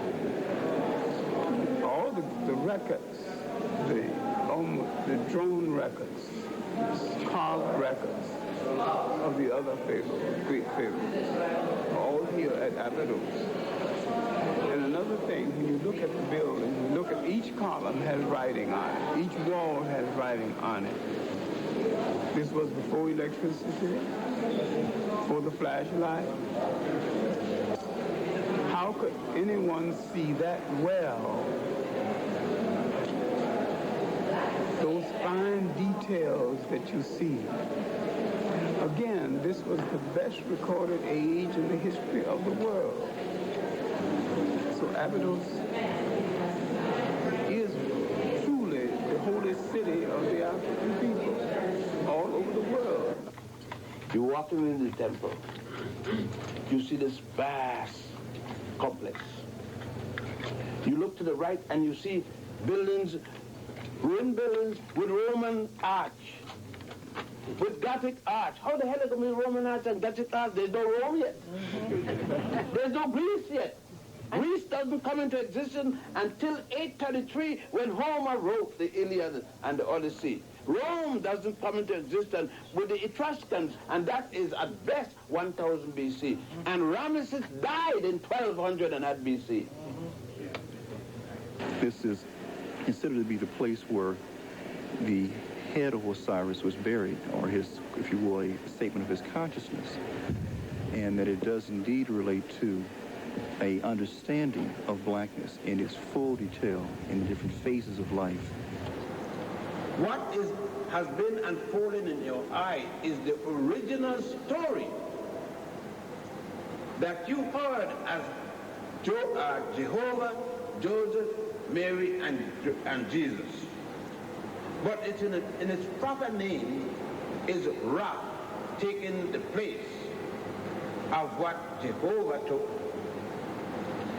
Osiris, taking the place of what this imaginary angel had. And Isis taking the place of what Mary took. But when you finally get to Abydos, you will find that there is actually an angel equally as the angel that's supposed to bring the sperm and place it into Mary. You will see a half taking the sperm from Osiris and placing it into a set to cause the Immaculate Conception.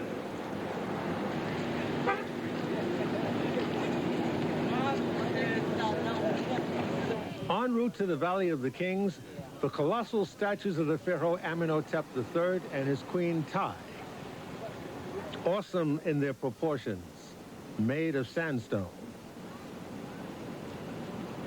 The Valley of the Kings lay just beyond. Perhaps the most sensational tomb in this valley is the tomb of a king who died in his youth. Like It Is did a documentary on him back in 1978. This is the Valley of the Kings. This valley had already given up a great store of tombs of Egyptian rulers. Archaeologists explored and dug up the length and breadth of this Egyptian valley until November 4th, 1922, when workers uncovered a single step that led downward. So down they dug until they found a door behind which lay the long-sought tomb of Tutankhamun. Behind that door was a room that was filled with artifacts and relics that had been placed there when the young king had been buried.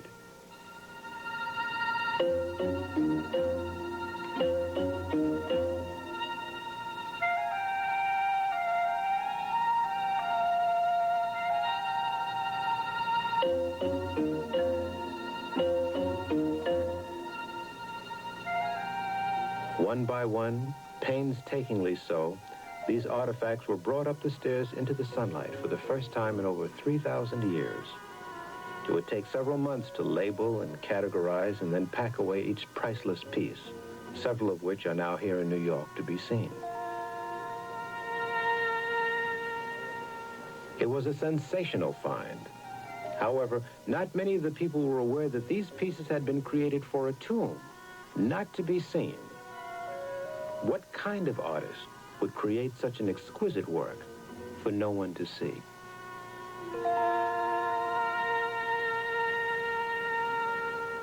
King Tut came out of the end of the 18th dynasty. And he is fortunate in that the grave robbers who literally went over Africa, taking everything in sight, did not find his grave. He was a minor king who had a major funeral. Now, he is well known for what they found in his tomb. If they found all this grandeur in the tomb of a teenage minor king, let us think what they could have found had the other tombs been intact. The Africans literally pioneered in elaborate funerals. And African people today, throughout the entire world, still bury elaborately, go in debt to, as we say, put them away nicely.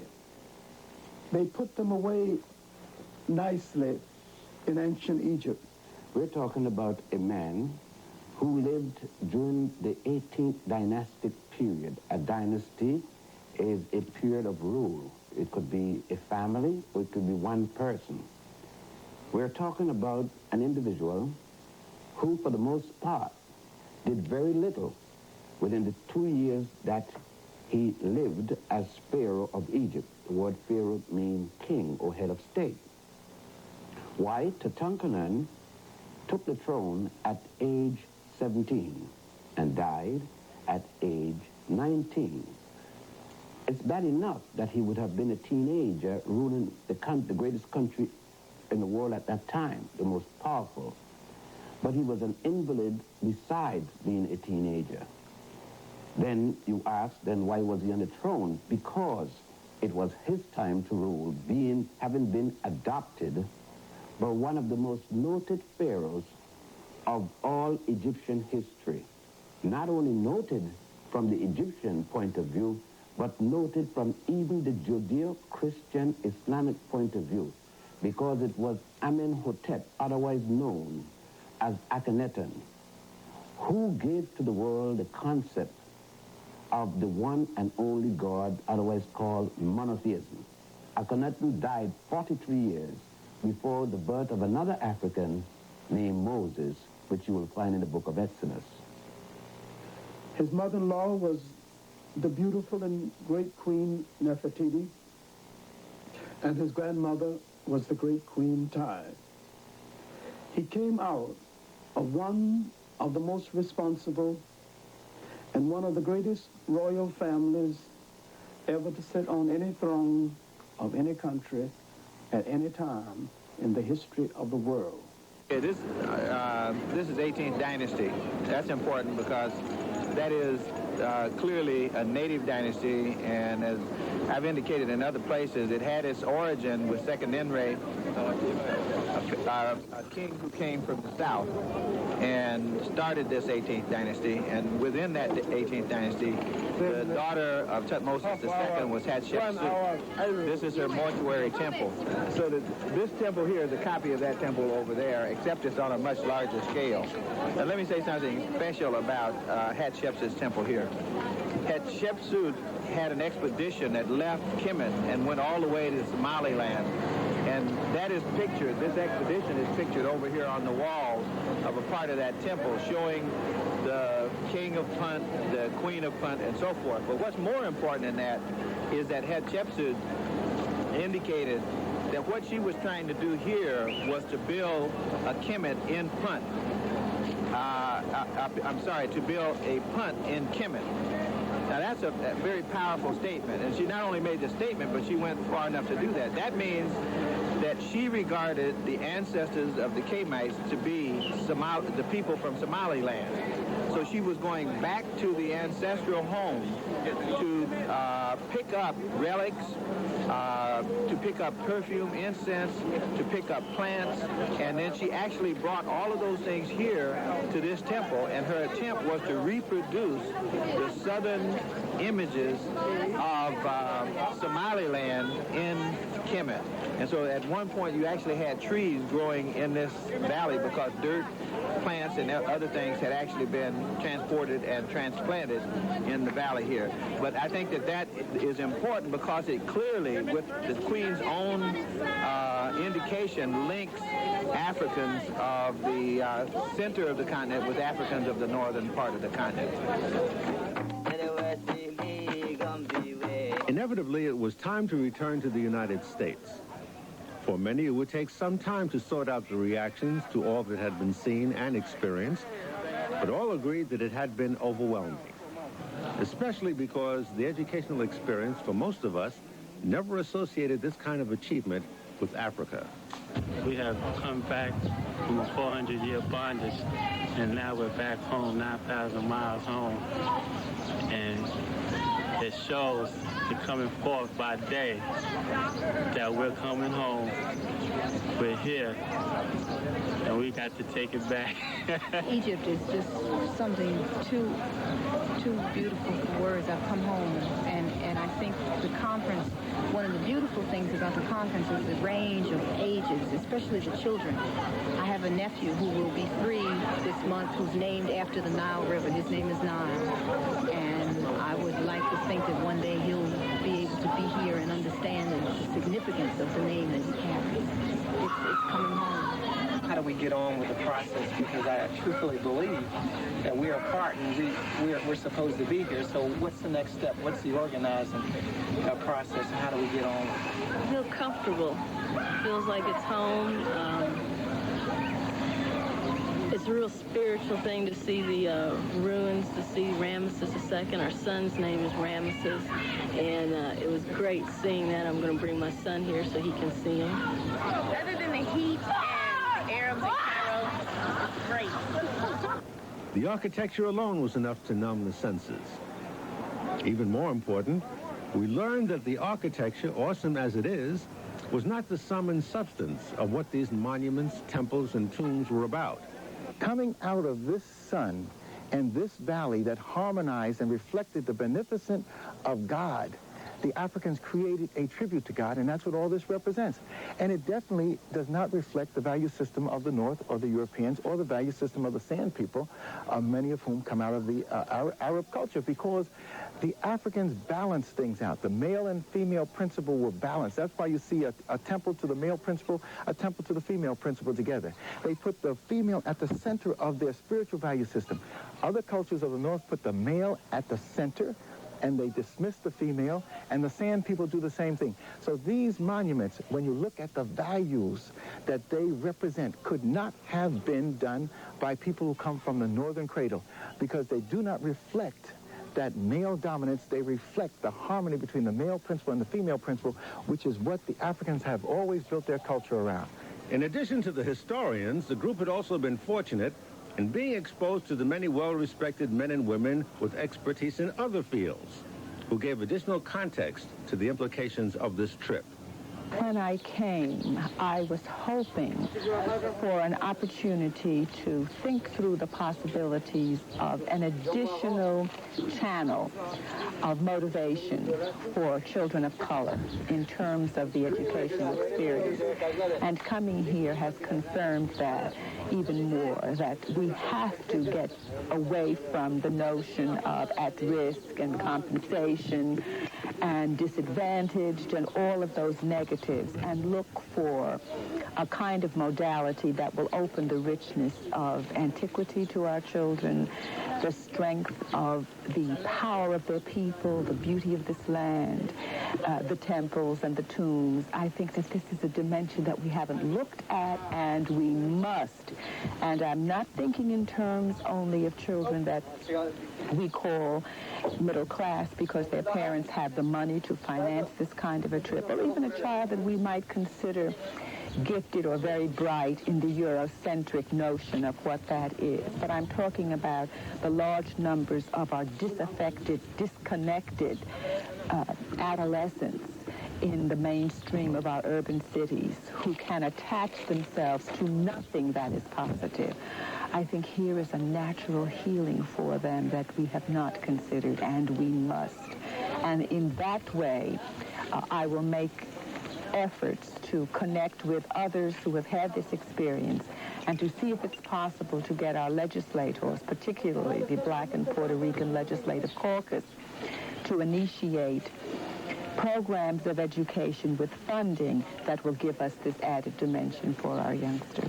One of the reasons that I'm here and my whole interest in Egyptology, my interest in African history, is predicated on my presumption that the one thing that immobilizes us and incapacitates us in terms of us being able to use our energies in the kind of self-preservative ways that other people do is this lack of information from youth as well as old, at all ages in our communities.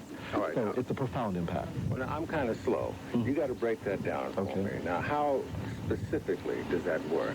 Okay. Knowledge of what went down here centuries ago. How is that going to affect my behavior? Okay, very simple. One of the things that happens in schools almost from day one is that they begin to tell people who've come from Europe how great they are as a people, how important they are as a people, that they are part of a lineage that came out of the greatness of Rome, the greatness of Greece, the greatness of the Napoleonic era, the greatness of Alexander. Those pictures, those illustrations, those stories, those historical documents, those examinations, those museums, all of those are ways of elevating people's respect for themselves. It says, you are a worthwhile person, and you can do what has been done. And that whole sense of continuity between today, 1987, and 1887, and 1287, and 1087 AD and BC, all of those are ways that people in other cultures have of communicating to their young people and to each other that we are worthwhile and we have energies that can be used. My argument is that we are liking that, and by liking that, we are not able to understand the resources that are available within us by virtue of what we've done as a people. In other words, if you tell people you've never been anything but a slave, you've never been anything but a ghetto dweller, you've never been anything but a failure, you've never been anything but at the bottom rungs of society, then the inevitable result is that that's all I'm capable of doing. And my argument is that if people begin to know that they were kings and rulers and builders of knowledge and builders of world civilization, that in and of itself begins to communicate to young people and older people that if I've done it before, I can do it again. Now, what about that dissension between Dr. Ben and some members of ASCAC? Well, it has continued and has led to Dr. Ben resigning from the organization. And some feel that this plays right into the hands of outside interests who view ASCAC as a threat and want to see it fail. Every good organization that African people form, any place in the world, is in danger, because the one thing our enemies do not want us to ever understand is the nature of power. And they will send other blacks into the organization to destroy it. And these blacks will be very convincing pretenders of support for the organization, but they will be paid agents of our enemies. I think that there is a very genuine effort on the part of certain people who understand the significance of this event to undermine it and to sabotage it. I believe that that's very true. Over and above the internal problems of ASCAC, the monuments along the Nile still stand, patiently waiting for all to come and see the story that they themselves inscribed. But for one important member of this journey, seeing all of this is no longer promised. Do you think you're going to be coming over here many more times? Well, depending on the health and strength, and that means whether my eyesight holds up, and my health is holding pretty well. I didn't expect the glaucoma. It came at a critical time in my life. It hit me hard, and I became a little depressed about it, because reading has been a way of life for me. I'm self-educated, so you have to understand what that means. I haven't completely reconciled the fact that I cannot even read footnotes without a magnifier. And I cannot recognize the fact that had I known, paid more attention to diet and health, it could have been avoided. But I was rushing, doing so many different things, mostly for other people, that I neglected my own health. And the people that I neglected it for have very little appreciation for the fact that I didn't do this for myself. I did all of it for other people. I know. And yet, with his eyesight weak, Professor John Henrik Clarke's visionary words at the ASCAC conference perhaps is this journey's best summation. African people have always been the prize of foreigners and still are. African people have been under siege for more than 3,000 years and still are. Mainly because you have had great riches. Riches in culture, riches in imagination, material riches, and great spiritual riches. You have always had and still have something other people want, think they can't do without, and don't want to pay for.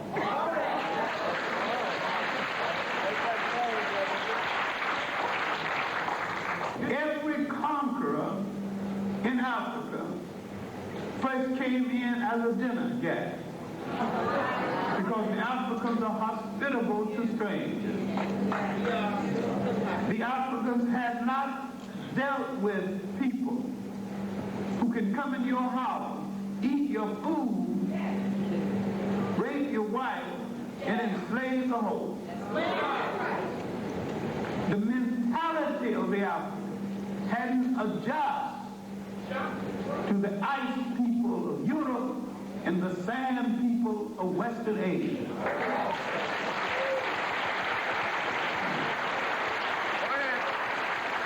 And to this day, he hasn't adjust. And first on our agenda is to get back our sense of being a historical people and stop answering to the word minority. With our total effort in learning history, which means nothing if all you're going to do is recite dates and personalities. You must understand the philosophical meaning, the political meaning, and the cultural meaning of history. And when you look at all these great states, how they were structured and how they were ruled, you need to say to yourself and your children, if I did it once, I'll do it again.